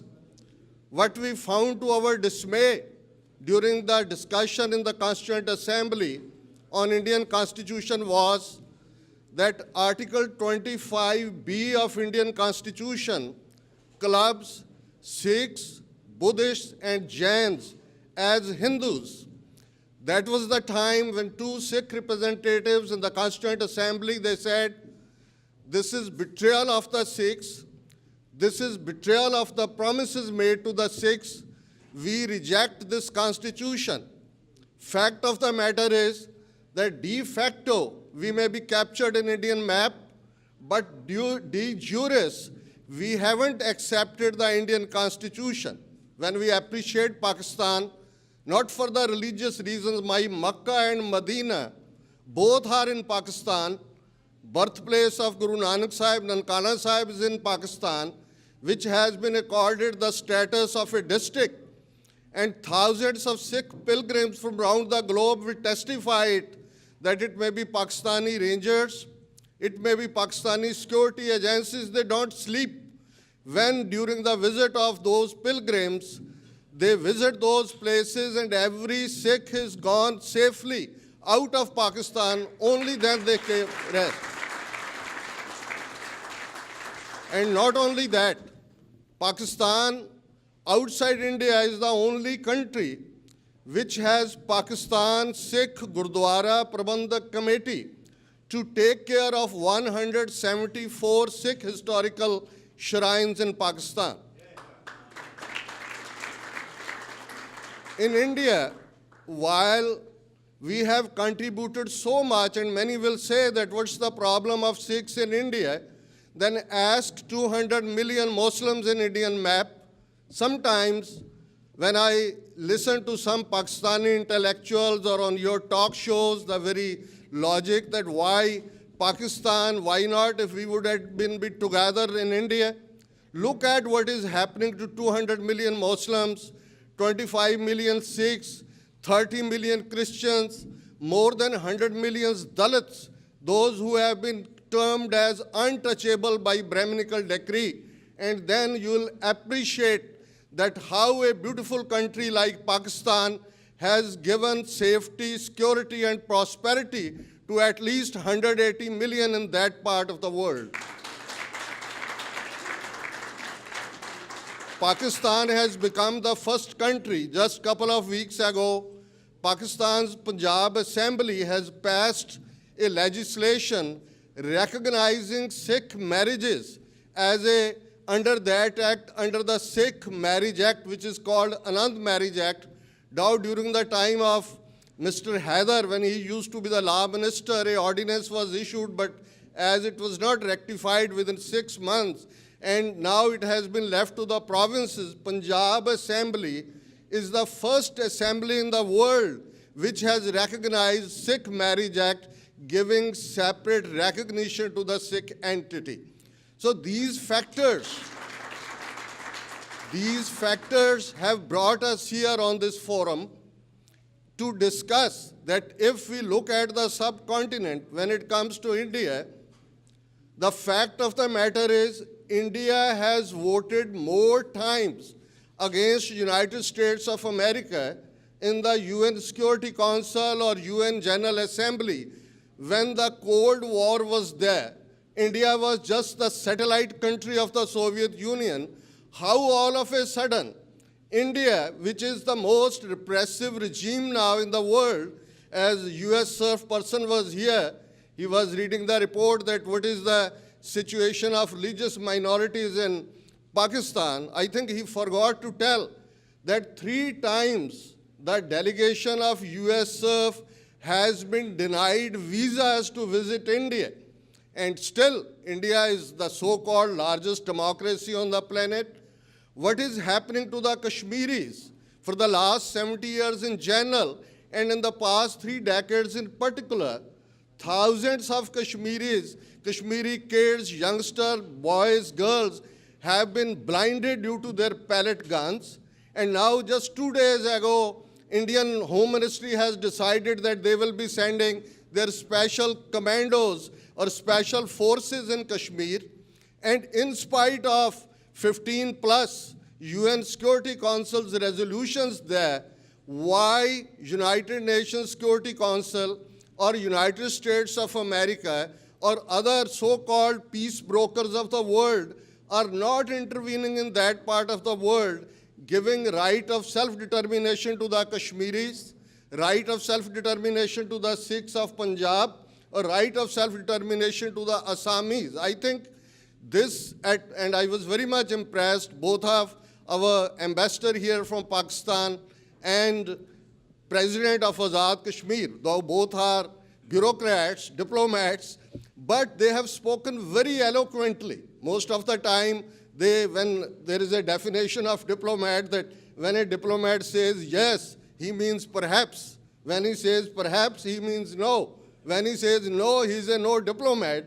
But I want to commend that very vocally they have advocated. The same needs to be done here by Pakistani community, lobbying within the Congress, and I am proud to say that we have US Congressional Sikh Caucus, in which there are more than 50 plus bipartisan congressmen part of it. And to counter whatever India is doing, on one hand, Pakistan has suffered in all these years, is suffering regularly, but that Modi, who stands on the Red Fort and says Pakistan is the mother of terrorism, he talks about interfering in Balochistan, in Gilgit, in other parts, and why not here, where we are active? We should be working with the opinion makers, lawmakers, decision makers here to influence the decision making. Indians believing in the Chanakya theory that speak the lie so loudly that even nobody may say it can't be a lie, and they may start believing it. I think we are failing in this front, and we need to be more active. And I think that this not only think tank, Pakistani American Congress, as they have worked for 27 years, they have brought all of us on this platform, but more needs to be done, more involvement of the community. And I'll conclude with one thing, that my friend, Mr. A. Sheikh, he used to be president of North American Kashmir Association. We worked together for 18 years. I still have an office in National Press Building for the last 18 years. He used to say, road from Lahore to Srinagar goes via Amritsar. Sikh factor is very important in that part of the subcontinent, and I expect and I hope that Pakistan's opinion makers or policy makers, they understand this factor. If India can intervene in all those things which is none of its business, why not on the human rights issues? Pakistani diplomats in UN, on the other international forums, they should speak for Kashmiris, for Sikhs, for others, very vocally. And I want to assure you that 1 million Sikhs in this country, 30 million around the world, we have great respect for Pakistan. And my Sikh friend from Canada who visited Pakistan, he said that if Sikhs genuinely have any respect anywhere in the world, that is Pakistan. And that is what I am really thankful. And with all the best wishes, thank you very much. Khuda Hafiz, Rab Rakh. And he's the chairman of the Washington Times, Mr. Tom McDevitt. Mr. Tom McDevitt. And I wear two hats. One is a for-profit media communications role as chairman of the Washington Times. And second, in the nonprofit space, I'm the chairman and president of UPF, Universal Peace Federation International. So I want to touch on two issues, relationships and communication. In terms of relationships, a couple of the key projects we're working on that directly affect Pakistan and the region is through the UPF effort called the International Association of Parliamentarians for Peace. It was launched almost 2 years ago in Korea. Now in over 80 countries, over 3,000 incumbent parliamentarians, including about 40 from your nation of Pakistan, have joined together in a new global coalition for the sake of peace, substantial peace on earth in our time, addressing the critical challenges in the world on all sides of the planet, in all the continents. I was in Korea 2 years ago when we launched it. We then went to Africa, both East and West Africa, then to Tokyo, to London, to Costa Rica, Paraguay, and then back to Korea, and then over 80 countries launched this effort.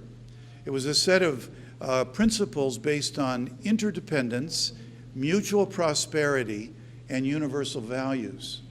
I just came from Vienna, where we had 10,000 opinion leaders gathered in a stadium there for a conference, and some 300 parliamentarians. Prior to that, in Senegal, Africa, 1,200 gathered, including from Pakistan and from all over the Middle East. There's something brewing. As a media person, I can see the surface of communications where we see all the tension and the struggle and the strife. But underneath that, there's something moving in the world I observe that is really precious, and it has to do with building bridges that are essentially interfaith by being ambassadors for peace. And Dr. Cosme has helped lead that way in your country, where we have hundreds of people committed to this effort. The second issue I wanted to mention is communications. In the Washington Times, we reach millions and millions of Americans every day through our website.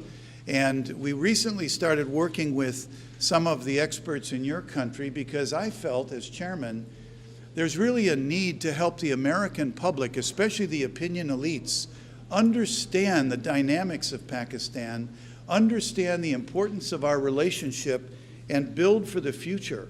And to that end, we looked at various different areas that I would advise we really concentrate on to help the American public realize what Pakistan is and who you are, and that it is not simply the image that somehow Pakistan is leaning towards helping people of terrorism and bad will. That's not the case. And so with that in mind, in talking with your ambassador, we outlined several key points that I'll leave you with. One, we need to communicate the importance of the alliance of Pakistan and America, and we need to have the right people say that. Thank you.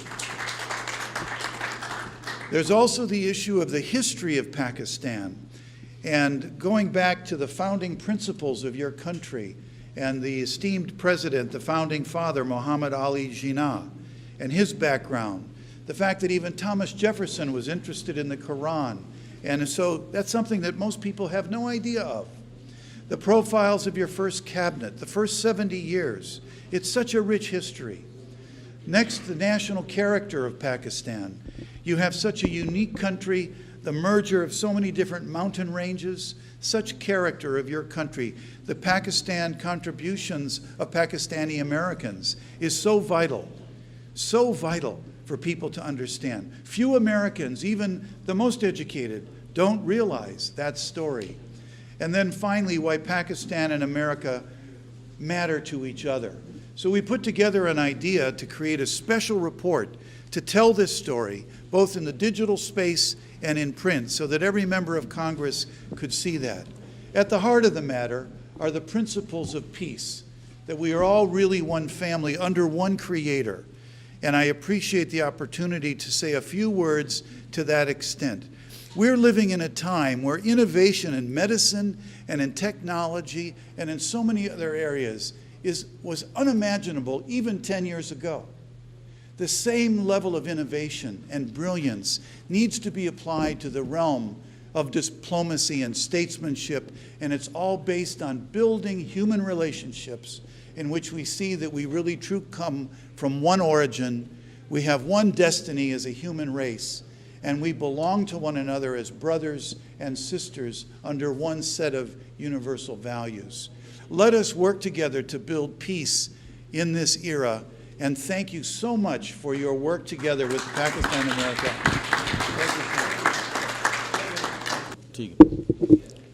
We have some certificates to give to our community members who have contributed their efforts in different fields of our community and different fields of the life. Some sports, some filmmaking, and some journalists, some educational, and different kind of achievements which they have made. So first of all, they were in sequence, but now we have to just keep on going. So first one is Mr. Umar Farooq, who is producer, director, and he has a history of filmmaking.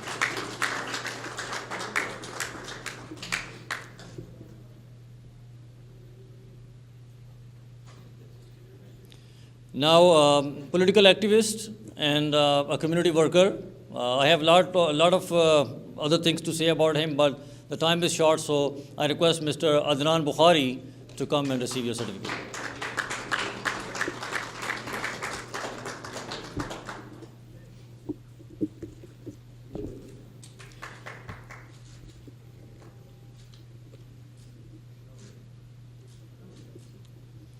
And the next one is from the music world, and he has more than 20 years of experience in music and different folk, cultural, and violin.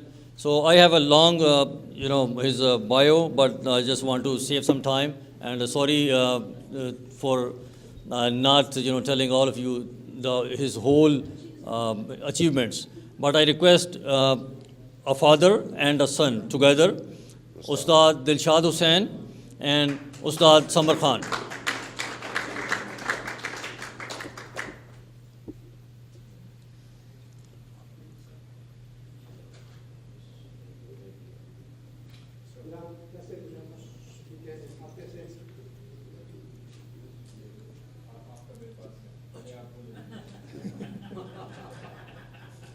इन्होंने हमारी embassy में बहुत खूबसूरत राबेटा violin बजाते हैं और बड़ा अच्छा प्रोग्राम किया इन्होंने दोनों बहुत माशाल्लाह Thank you for your kind words.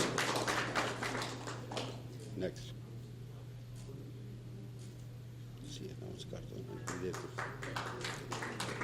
Now, a good hockey player and the coach and journalist and is a multi-dimension person, and he's a member of USA hockey team, and he's going to play in I think Spain in July in Barcelona. So I request Asim Siddiqui to please receive your award.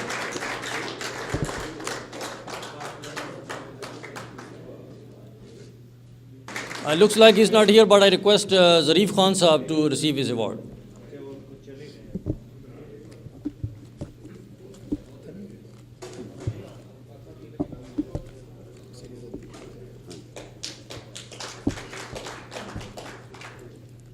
And Zarif Khan Saab, please receive yours too.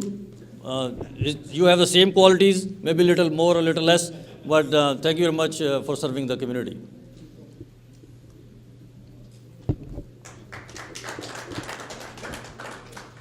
So now is a 50-state marathon runner, our one and only, Mr. Agha Hasnan.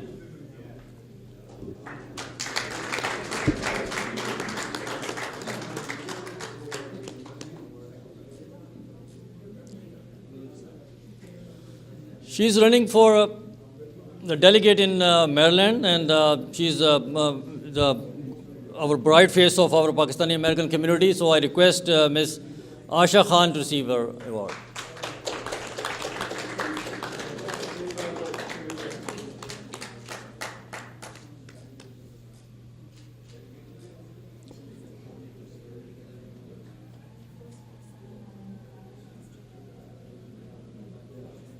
We have one delegate, Hassan Jadisi, there in Maryland, in Pakistan.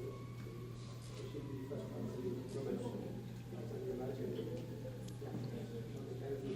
Next. Thank you. The next one is the person who has served the community for more than 30 years in all kind of weathers, and day and night he worked for the community. I cannot tell you the whole list of his achievements, but shortly I just want to call his name, and Mr. Shahzad Chaudhry, if you please come and receive your award.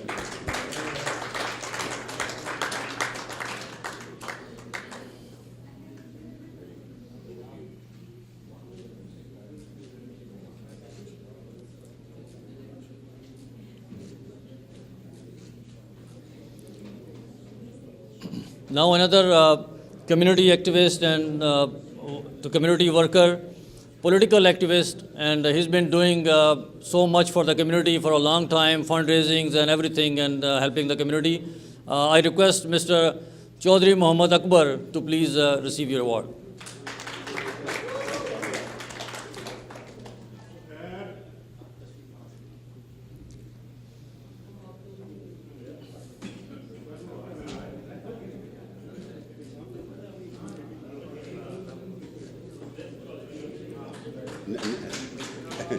Akil साहब के लिए next year.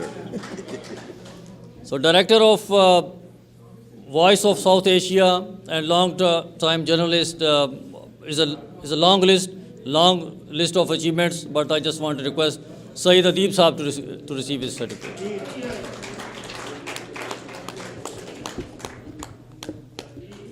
Mubarak.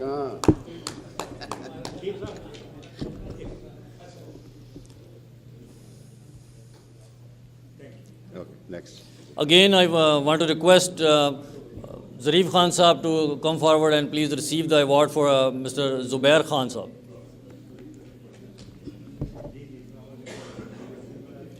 So Kashmiri Pakistani, Kashmiri American. Pakistani first. And this award this goes to another community worker and more is a journalist, and he has shaped the journalism in our area to the extent that now we can look at the journalists as a part of our integral part of our community. So I request Mr. Kausar Javed to receive his award.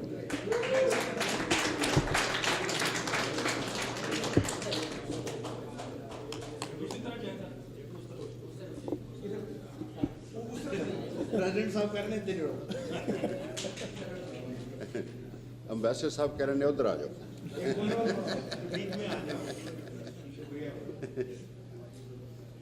Good job, good job. Now he has a hockey academy in Baltimore, and he's a member of U.S. hockey team, national hockey team. He's been coaching more than 50 students in his academy. I request Mr. Malik Muzammil Saab to come and receive his award.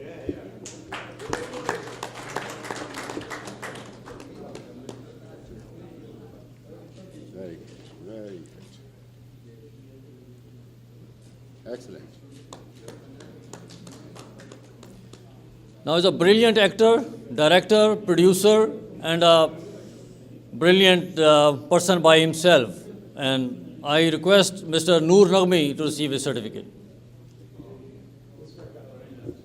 He's already left, so I request his partner, Umar Farooq, to receive his award.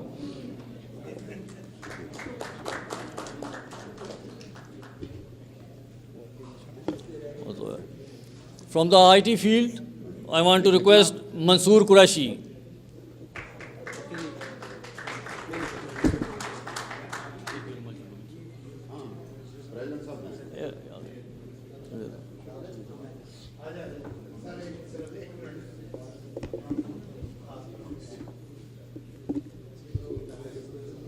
Sorry, last one is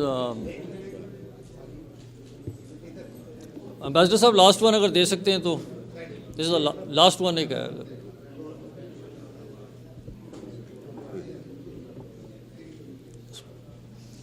I request the journalist and correspondent of Airway News, Janzeb Ali, to receive his certificate. Thank you.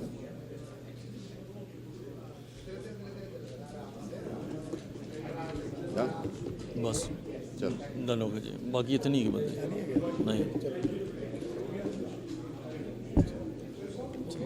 बस कुछ हैं वो उनको दे देते हैं. चलो ये किताब देना चाह रहे हैं ये पहली किताब जो मैंने उनको दे दी जी, मोहम्मद अली का है. हाँ यार तो मैं ना एक पकड़ा देता हूँ, चेंज कर देता हूँ. ठीक है वो पीछे पे आता हैं वो पीछे पे आता लेकिन मैं फिलहाल there's another one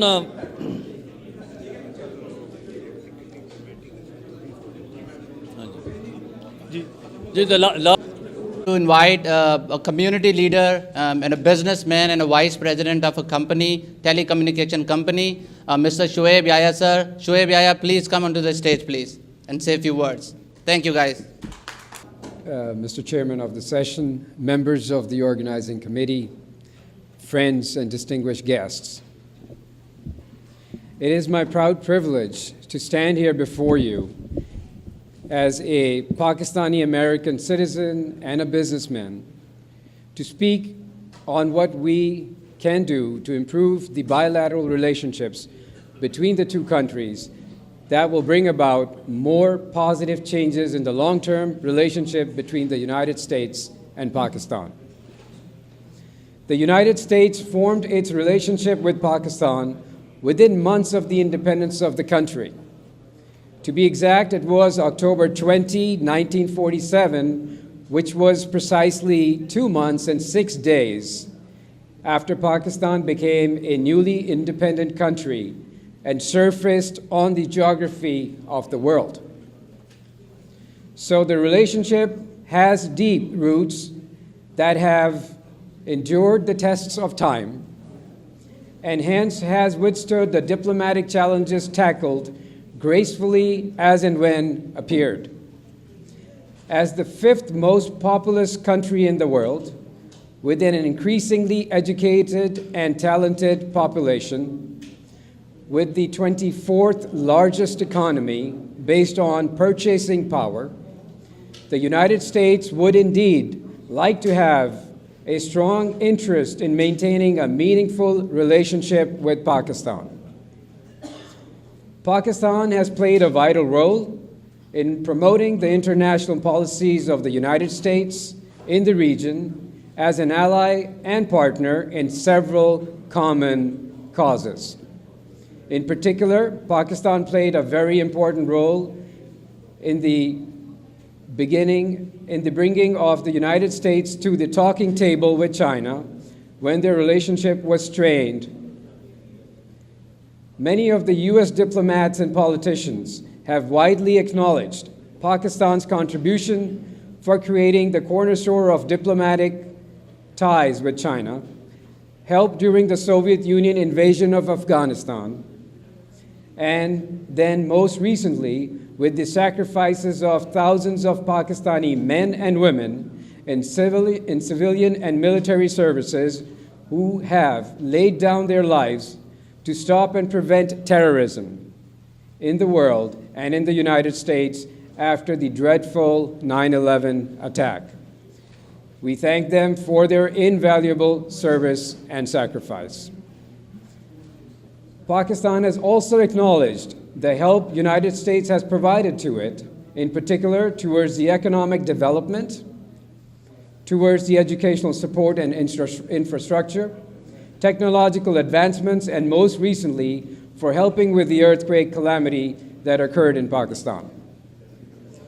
With this brief overview, I would like to bring everyone's attention to what things we can do today to help improve the bilateral relationship and what we as Pakistani Americans can do to help create a deeper relationship with the decision makers that takes place in the Congress, that not only affects the local policy making within the United States, but also has deep implications on international policies.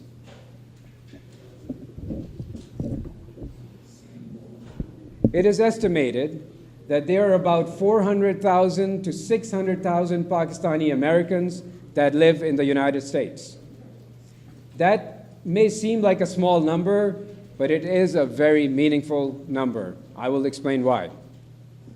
When a congressman, senator, or a presidential candidate runs for an office, they require a lot of funding and help. An average congressional seat costs about $10 million, of funding to run its campaign. Someone has to pay these funds to run the campaign. We cannot expect that congresswomen, congressmen, or senators to be able to foot over $10 million of monies by themselves. That money has to come and has to be raised by these candidates through their friends, families, and people whose interests they represent or share. Remember, I had mentioned that there are more than 400,000 Pakistani Americans that live in the United States. Most of them are fortunate to have partaken in the doctrine of life, liberty, and the pursuit of happiness to create very stable financial households. Now, if each person were to donate $1,000 during the election campaign, then it would amount to $400 million of campaign contributions. If each Pakistani American would donate $2,500, it would amount to over $1 billion in campaign contributions. This is an extremely powerful number. As a reference and to put things in perspective, the biggest millionaires have not donated more than $15 million each. I saw the numbers, they were like $5, $7 million for most of the times.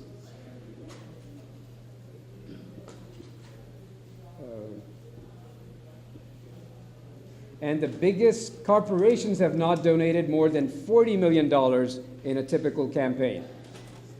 When an individual like Robert Mercer donates $11 million, or an organization like NRA donates $36 million, they yield a lot of influence towards their causes. So imagine what $1 billion of influence can yield if the Pakistani American community were to raise it. If you have an issue on abortion, you will be heard. If you have an issue with discrimination, you will be helped. If you have a problem of any sort, you will have someone to hear you. But if we just sit in our homes, watch TV, check out Facebook accounts, Twitters, and Instagrams, and play board games, then there's not a whole lot we will be able to do and provide influence to the American fabric of politics. So we need to understand what influence we can create. I must add, money is not the only thing, though. We have to volunteer our time and service in these campaigns. When you work and donate your time in the campaigns, you will get to meet and spend time with these future or incumbent politicians. They will get to know you and will try to help you with your problems. I would also like to remind you that we should learn lessons from the previous immigrants that made the United States their homes. When the Greeks, Italians, and Irish migrated to the United States, they did not immediately become involved in the politics. It took them a couple of generations to understand that process.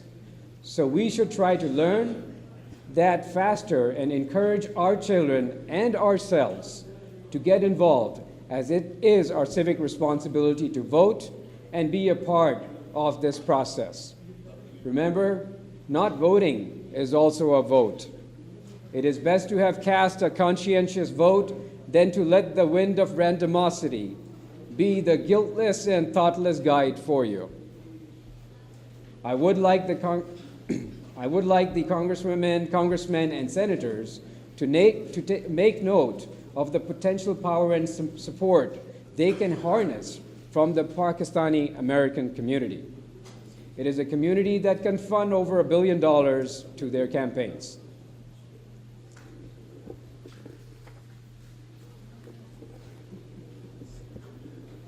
I also want every Pakistani American to go back to their homes and talk to their family, friends, and children to understand the great and positive political influence we can create and be a meaningful part of this great country, the United States of America. Now let's talk about what the people of Pakistan can get in terms of help from Pakistani Americans. I will speak of just three things in the interest of time. First, I would like to suggest that those in the diplomatic community should spend some time to understand the American culture, as they can work more easily with the American people and its government. It is very simple and beautiful culture, I must add. It is a culture where yes means yes and no means no. It is a very direct and straightforward culture that dislikes dilly-dallying and wishy-washy statements. The American culture does not like dual message meanings and statements that can be used to cover any side of the coin. It appreciates and admires directness and straightforwardness. The Pakistani Americans can help you gain a better perspective and understanding of it. Second, you can take advantage of the tremendous talents in technology, education, medicine, business, and management fields that Pakistani Americans lead here. I would like to propose that you invite top Pakistani talent to work with your key people in Pakistan for a few weeks to provide you with a free assessment of how you can improve your processes. There is a lot to be gained from it. A lot of Pakistani Americans will be glad to volunteer their help in their areas of expertise. Third, you can understand the need of the H-1 visa process and sponsorship and direct smart talent to come to the United States to share and gain more experience. If the college or university students, either here in the United States or abroad, need help with career counseling, we can provide some help to them. You can reach out to me later for any contact information or get this from the organizers here. Now let's also talk about what Pakistan can do to improve the business between the two countries. In my opinion, trade of any sort always brings about a positive economic outcome. Deficit or not, trade will intrinsically create value. Pakistan should think about creating incentives for United States businesses to open their businesses in Pakistan, to invest in new technology, to invest in real estate, to invest in medical facilities, energy, renewable energy, education, and agriculture-based businesses. Clear incentives should be created so people become interested in investing in Pakistan and promote trade between the two countries. Today, we may be limited to textiles and maybe commodity businesses. We need to expand beyond that, move into technology, move into new sectors that have a lot of prospect of growth. Pakistan would have to study currency stability and see if that more than 60-some countries have actually benefited from the pegged US currency or not. Of course, American companies would like a pegged Pakistani currency so they know what they're spending and making at the end of the day. With this, I would like to conclude my remarks by thanking everyone here for giving me the opportunity to be part of this great get-together and to share my thoughts on how the two countries can find several win-win opportunities to grow together. Thank you. मैं समझता हूँ, मैं सबसे पहले तो मैं तमाम अपने मेहरबान जो मेहमानों को इन्होंने इनवाइट किया, मैं डॉक्टर साहब का शुक्रगुजार हूँ, नहायत अपने दिल से मैं उनका शुक्रगुजार हूँ। ये बहुत मुश्किल मुकाम है अमेरिका में और वाशिंगटन में, जहाँ पर पूरे दुनिया का कंट्रोल है, कैपिटल जो है, और मैं समझता हूँ कि मेरा यहाँ पर बोलना, मैं एक गुजारिश करूँगा कि हमारे दो तीन अमेरिकन दोस्त बैठे हैं, मैं नहीं चाहता कि कोई यहाँ की पाकिस्तान की बात जो है इन तक पहुँचे, इसलिए मैं उर्दू भी ज़्यादा नहीं तो ट्रांसलेशन भी हो सकती है, तो है जी, ट्रांसलेशन हो सकती है। बहरहाल मैं शुक्रगुजार हूँ। मैं सिर्फ इतना बताना चाह रहा कि पाकिस्तान की हिस्ट्री में, 70 साल हिस्ट्री में ये पहली बुक छपी है अमेरिका में, और मैं समझता हूँ कि अमेरिका की में स्ट्रगल की बुक जो पब्लिशर कोई छापे ये बहुत मुमकिन नहीं है। लिहाजा मैं डॉक्टर साहब का शुक्रगुजार हूँ, लेकिन सिर्फ मैं बताना चाहता हूँ कि पाकिस्तान में 4 दफ़ा कांग्रेसमैन बना पूरे पाकिस्तान से 33,000 पोलिंग स्टेशनों से इलेक्ट हुआ, इंडिपेंडेंट रहा। सबसे बड़ी बात है कि पॉपुलेशन वेलफेयर का मिनिस्टर बना, क्योंकि पॉपुलेशन प्रॉब्लम हमारी प्रॉब्लम है, माइनॉरिटी से नहीं, गरीब जो हैं उनकी प्रॉब्लम है। क्योंकि अमीर और सरमायादार ये चाहता है कि गरीब के बच्चे ज़्यादा हों ताकि उनको लेबर सस्ती मिले। हमारी ख्वाहिश ये है कि सरमायादारी को ख़त्म करने के लिए सरमायादारों के बच्चे ज़्यादा हों ताकि जागीरदारी तकसीम हो जाए और इस तरह जागीरदारी ख़त्म हो जाए। अब हमारी फ़ाइट है गरीब और अमीर की, क्योंकि अमीर चाहता है कि गरीबों के बच्चे ज़्यादा, उन्हें लेबर सस्ती मिले। इसलिए हमारी कुछ और ख्वाहिशें, बहुत सारी ख्वाहिशें हैं। हाँ नहीं, और मैं ये एक और बात बड़ी इम्पॉर्टेंट है कि मैं इंडिपेंडेंट 43 साल से हूँ, और ये भी इंडिपेंडेंट है कि मुझे 70 साल हो गए, 43 साल में एक दिन बुखार नहीं। पाकिस्तान जिंदाबाद, पाकिस्तान। और ये पहला कोई क्रिश्चियन आपको आके कह रहा है जूलियस सालक डेरिंग डस्ट ऑफ पाकिस्तान। कौन कह रहा है? Christian daring dust of Pakistan. मैं माइग्रेशन नहीं की, मुझे 43 साल हो गए हैं पाकिस्तान में फाइट करते हुए, 7 दफा जेलें काटी। जो आज जमहूरियत के चैंपियन है, उस वक्त में हाथकड़ियां हमारी यहाँ पर पीछे लगती थी, और आज वो जमहूरियत के। लेकिन जमहूरियत के लिए मेरी आपसे हाथ बांध के गुजारिश ये है कि ये इंतखाबात की बात आप कर रहे हैं, कौन कर रहे थे यहाँ, कौन कर रहे थे यहाँ डेमोक्रेसी की, कौन कर रहे थे, मुझे नहीं पता कौन कर रहा था। उनसे पूछिए कि एक काले कानून के तहत मुशर्रफ साहब ने आर्डिनेंस जारी किया, उसे कानूनी शक्ल दी 18वीं तरमीम में। अब माइनॉरिटी जो है बगैर इलेक्शन के असेंबली में आ रही है, खवातीन 60 नशिस्तें आ रही हैं, आप उसे डेमोक्रेसी कहेंगे? मेरी गुजारिश है, मैं ज़्यादा कुछ नहीं, आपके जज्बात नहीं, मैं पाकिस्तान से प्यार करता हूँ, पाकिस्तान का मैं मालिक हूँ। मैं पाकिस्तान का मालिक जे सालक, अफराद के हाथों में अक़वाम की तकदीर, हर फर्द है मिल्लत के मुकद्दर का सितारा। सबसे बड़ी बात है कि मैं पाकिस्तान में ऑफिशियली नोबेल पीस प्राइज के लिए नॉमिनेट हूं, पूछ लीजिए। पाकिस्तान में, यानी ये पाकिस्तान बता रहा है कि वहां पर कोई किसी किस्म का तासब नहीं। District since 2009.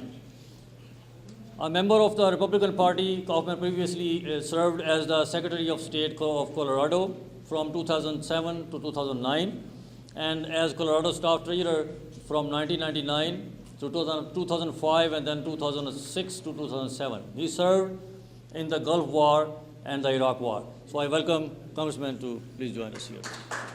Thank you. Thank you so much. It is such an honor to be with you here today. And thank you so much for having me to discuss the importance of U.S.-Pakistan relations and to celebrate the 27th annual U.S.-Pakistan Friendship Day on Capitol Hill. I would specifically like to thank the Ambassador Chaudhry for his presence and his support of the U.S.-Pakistan relationship. Since 9/11, the U.S. and Pakistan have had, at times, a difficult relationship. However, I believe that the United States and Pakistan must continue to work together to ensure the safety and security of all people from terrorism. Our two countries have sacrificed a great deal in the war against terrorism, and we shall not let those sacrifices be forgotten. Last December, I spent time in Afghanistan with a congressional delegation to meet with our service members and senior leaders to discuss the progress that has been made in the fight against terrorism. It was an honor for me to spend time with our service members who are putting their lives in danger each and every day in the fight against terrorism. As we celebrate the annual U.S.-Pakistan Friendship Day, I ask that we all take time to remember those who are sacrificing to protect both of our countries. We owe it to our people to support a strong U.S.-Pakistan relationship that strives to set aside differences and work together to eliminate terrorism from the region. Thank you all again for having me here today to speak to you, and I look forward to working with all of you to ensure we are doing all we can to promote a stronger U.S.-Pakistan relationship and to win the war against terrorism. Thank you so much for having me today. Thank you. As a young man, a brilliant student, and a bright face of Pakistani American community.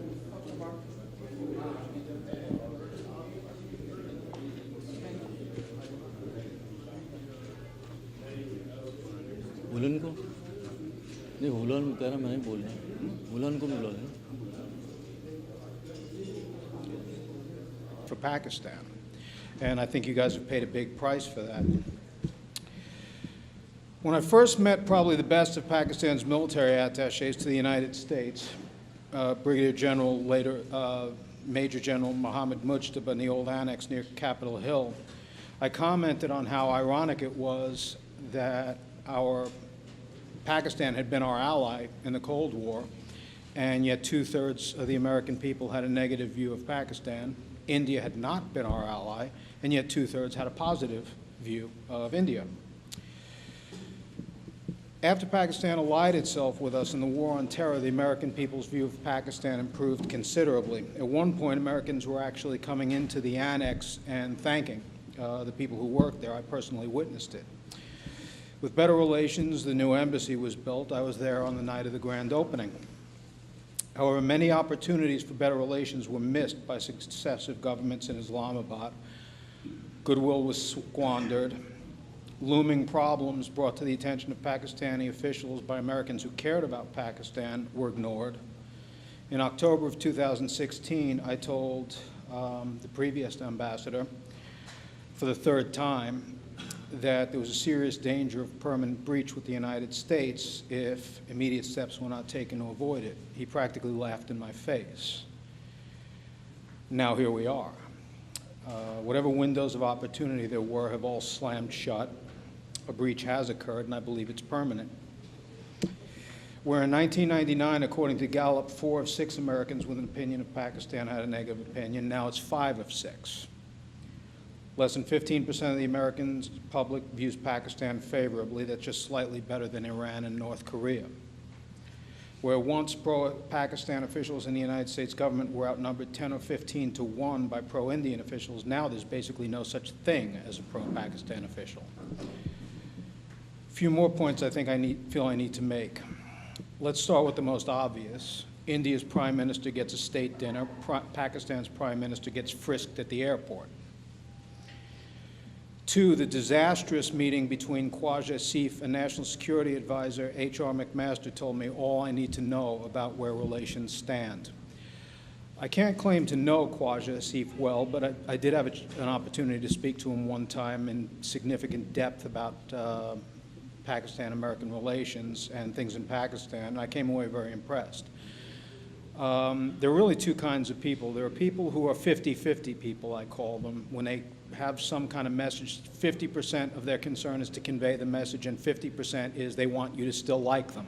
Khwaja Asif is a 100% guy. He wants there to be no misunderstanding, and if you don't like him at the end of the conversation, that's your problem.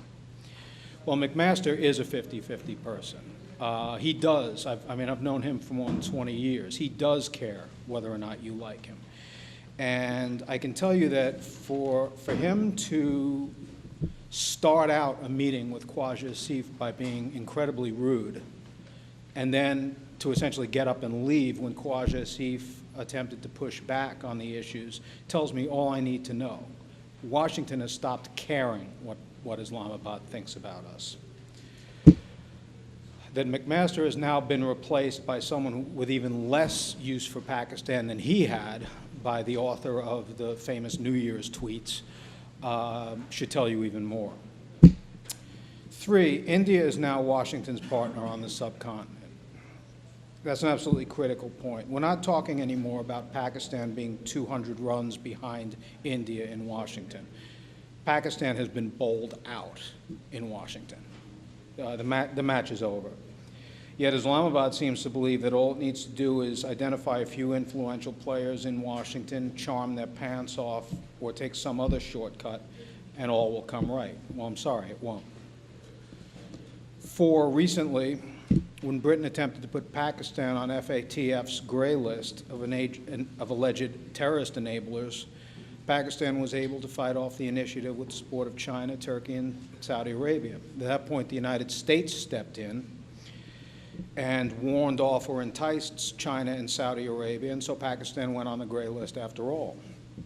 Any Pakistani who thinks Pakistan doesn't need American goodwill because it has China would do well to reflect on that last sentence.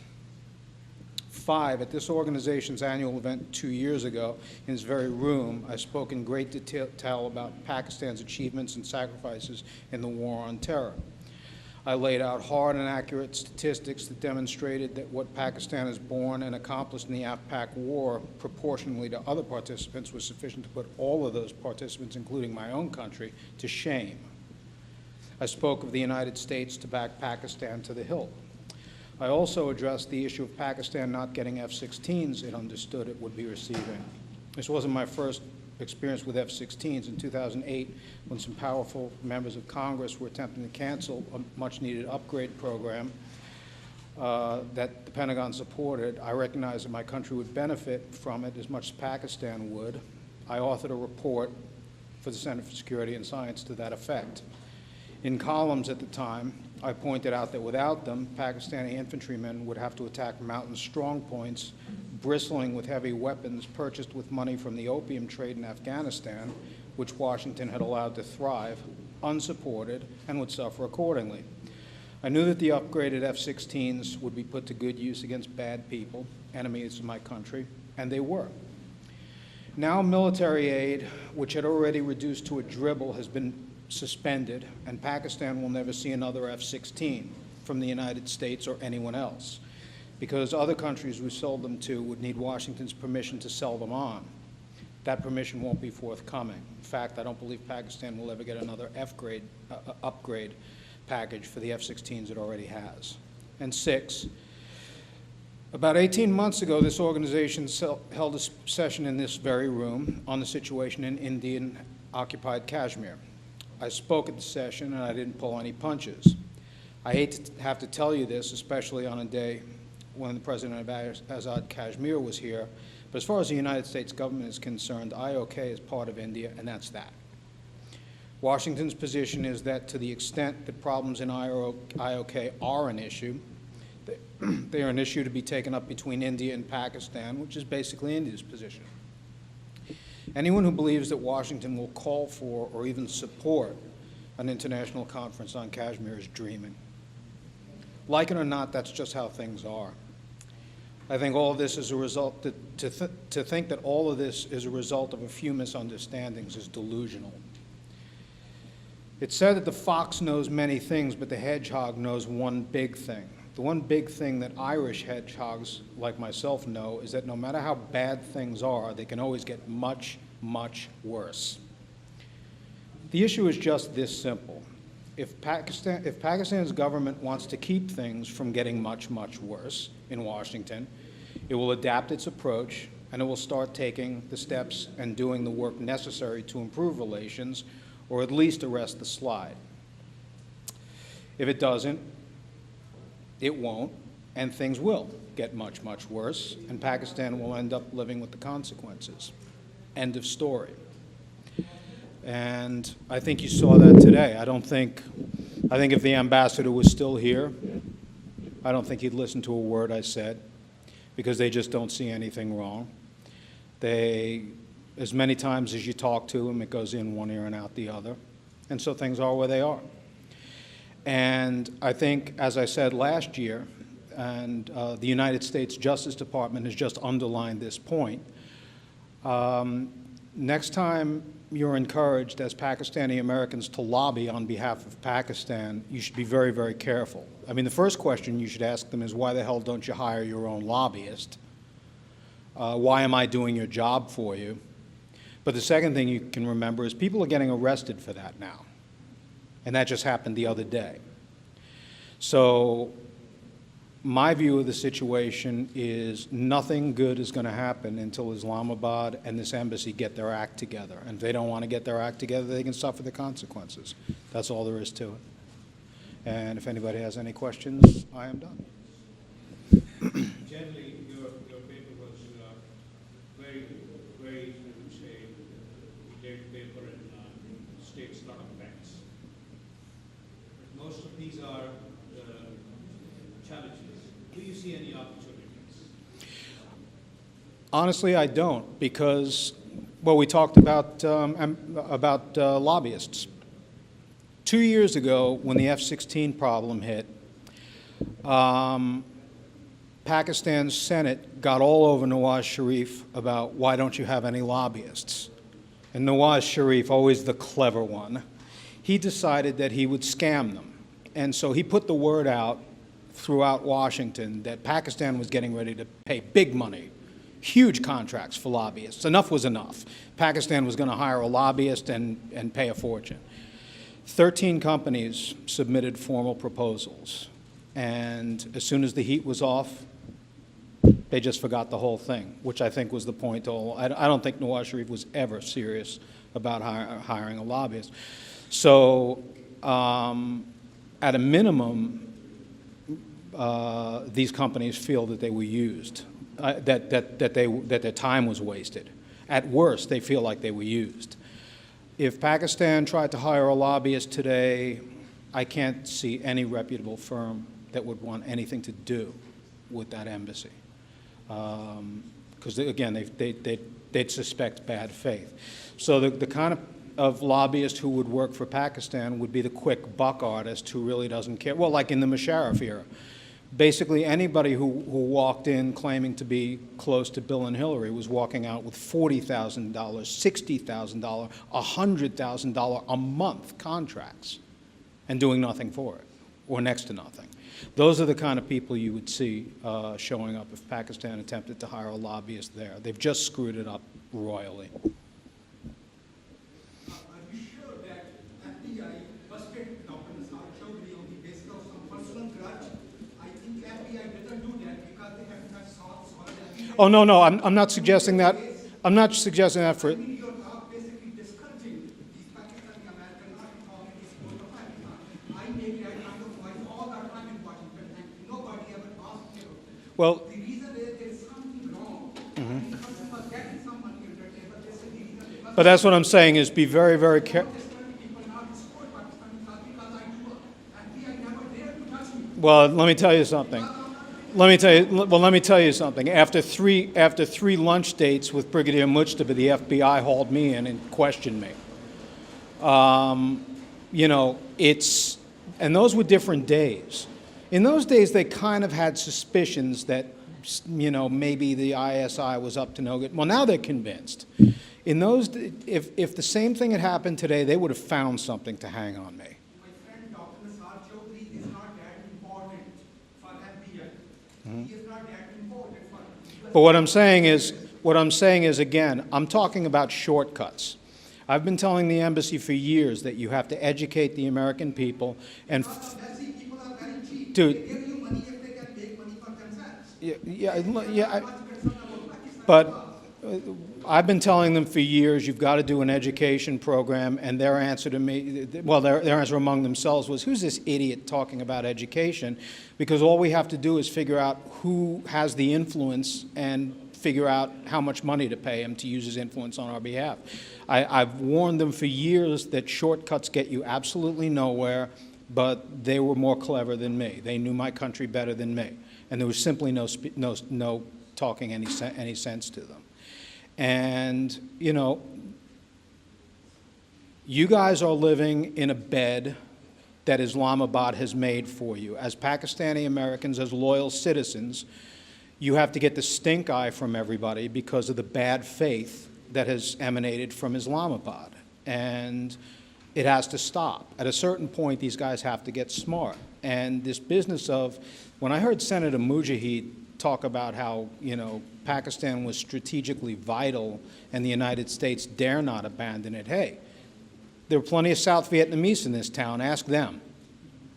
At a certain point, enough is enough. And when you see McMaster behaving the way he behaved, you realize that Washington has reached its end. I mean, before the end with Musharraf, I was telling people in his entourage, man, you have no idea the level of Musharraf fatigue there is in this city. And their attitude was, oh, please, everybody loves Musharraf. Look at the protocol they give him. And I said, yeah, live and learn. Live and learn. Thank you very much. I will not keep you long. I'm so glad that you are still here. I'm on my way to the airport. And of course, the afternoon got away with meetings, but I did not want to leave without paying respect to the Pakistani American Congress. Thank you. To its leadership and to my friends, and to emphasize the same thing that you emphasize is the U.S.-Pakistan relationships. There should be no excuse that we do not have a strengthened and strong relationship.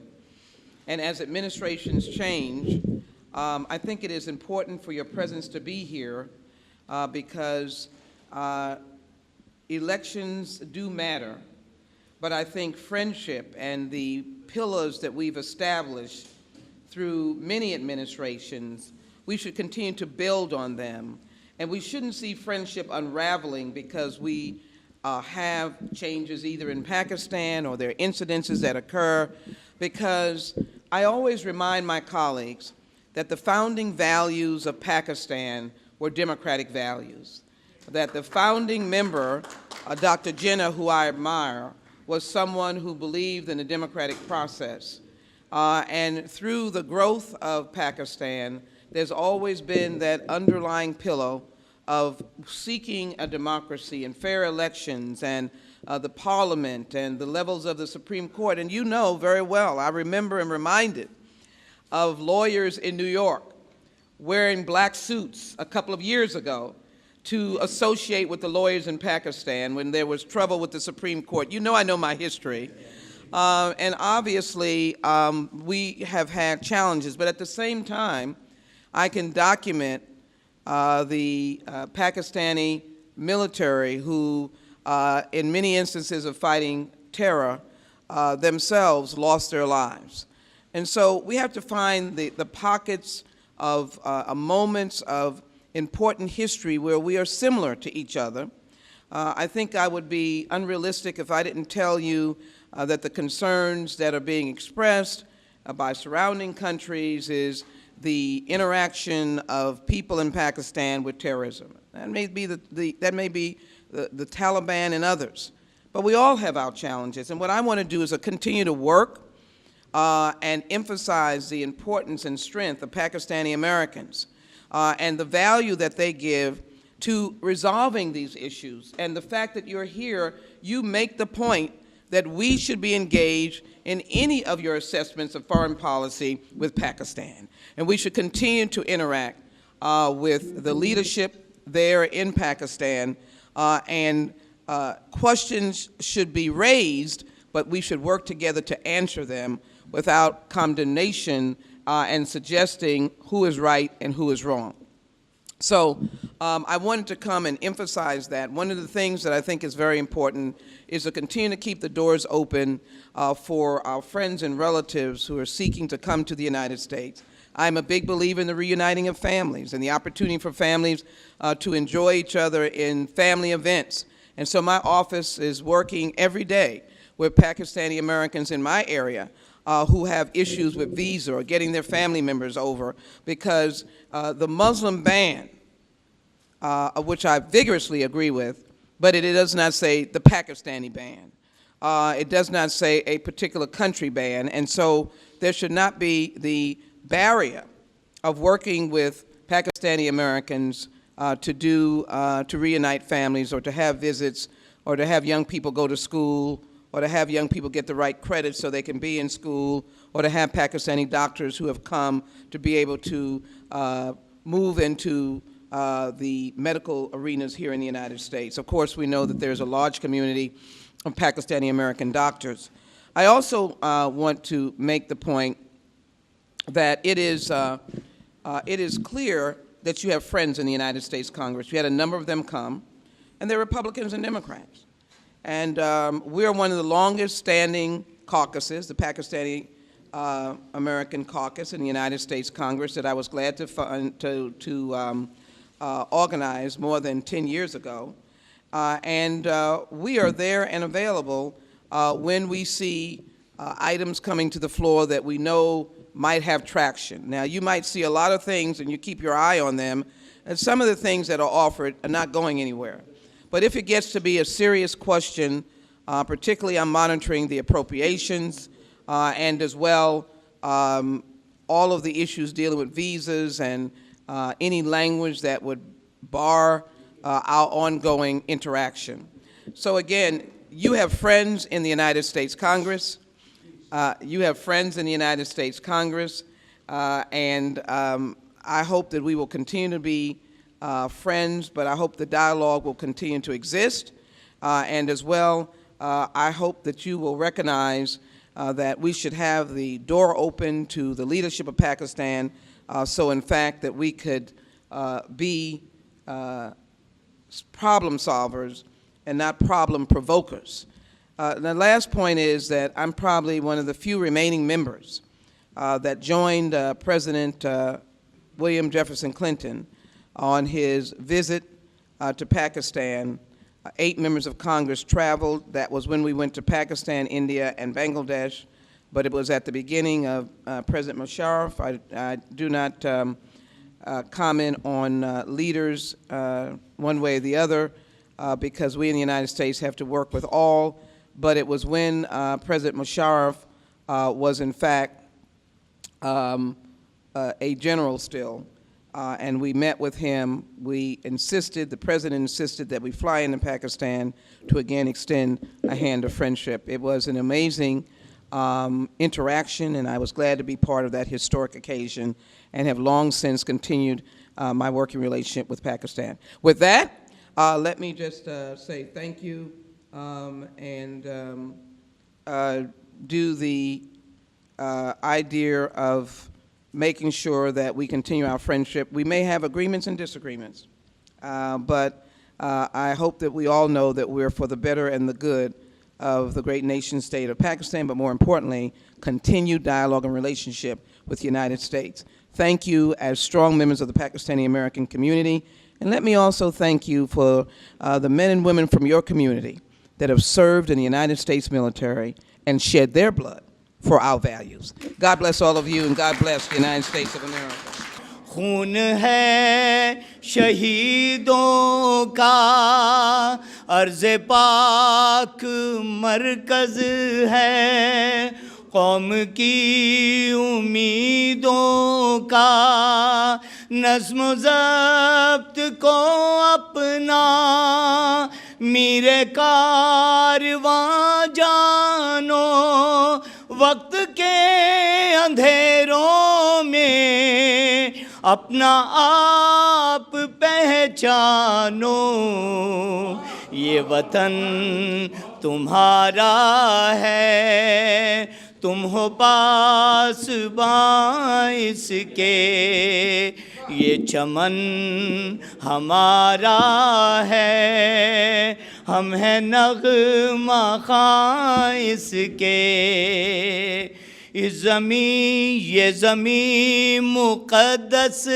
है माँ के प्यार की सूरत इस वतन में तुम सब हो बरगोबार की सूरत देखना गवाना मत दौलते यकीन लोगो ये वतन अमानत है और तुम ममी लोगो ये चमन हमारा है हम हैं नग़मा ख़्वां इसके ये वतन तुम्हारा है तुम हो नग़मा ख़्वां इसके ये ज़मीं मुक़द्दस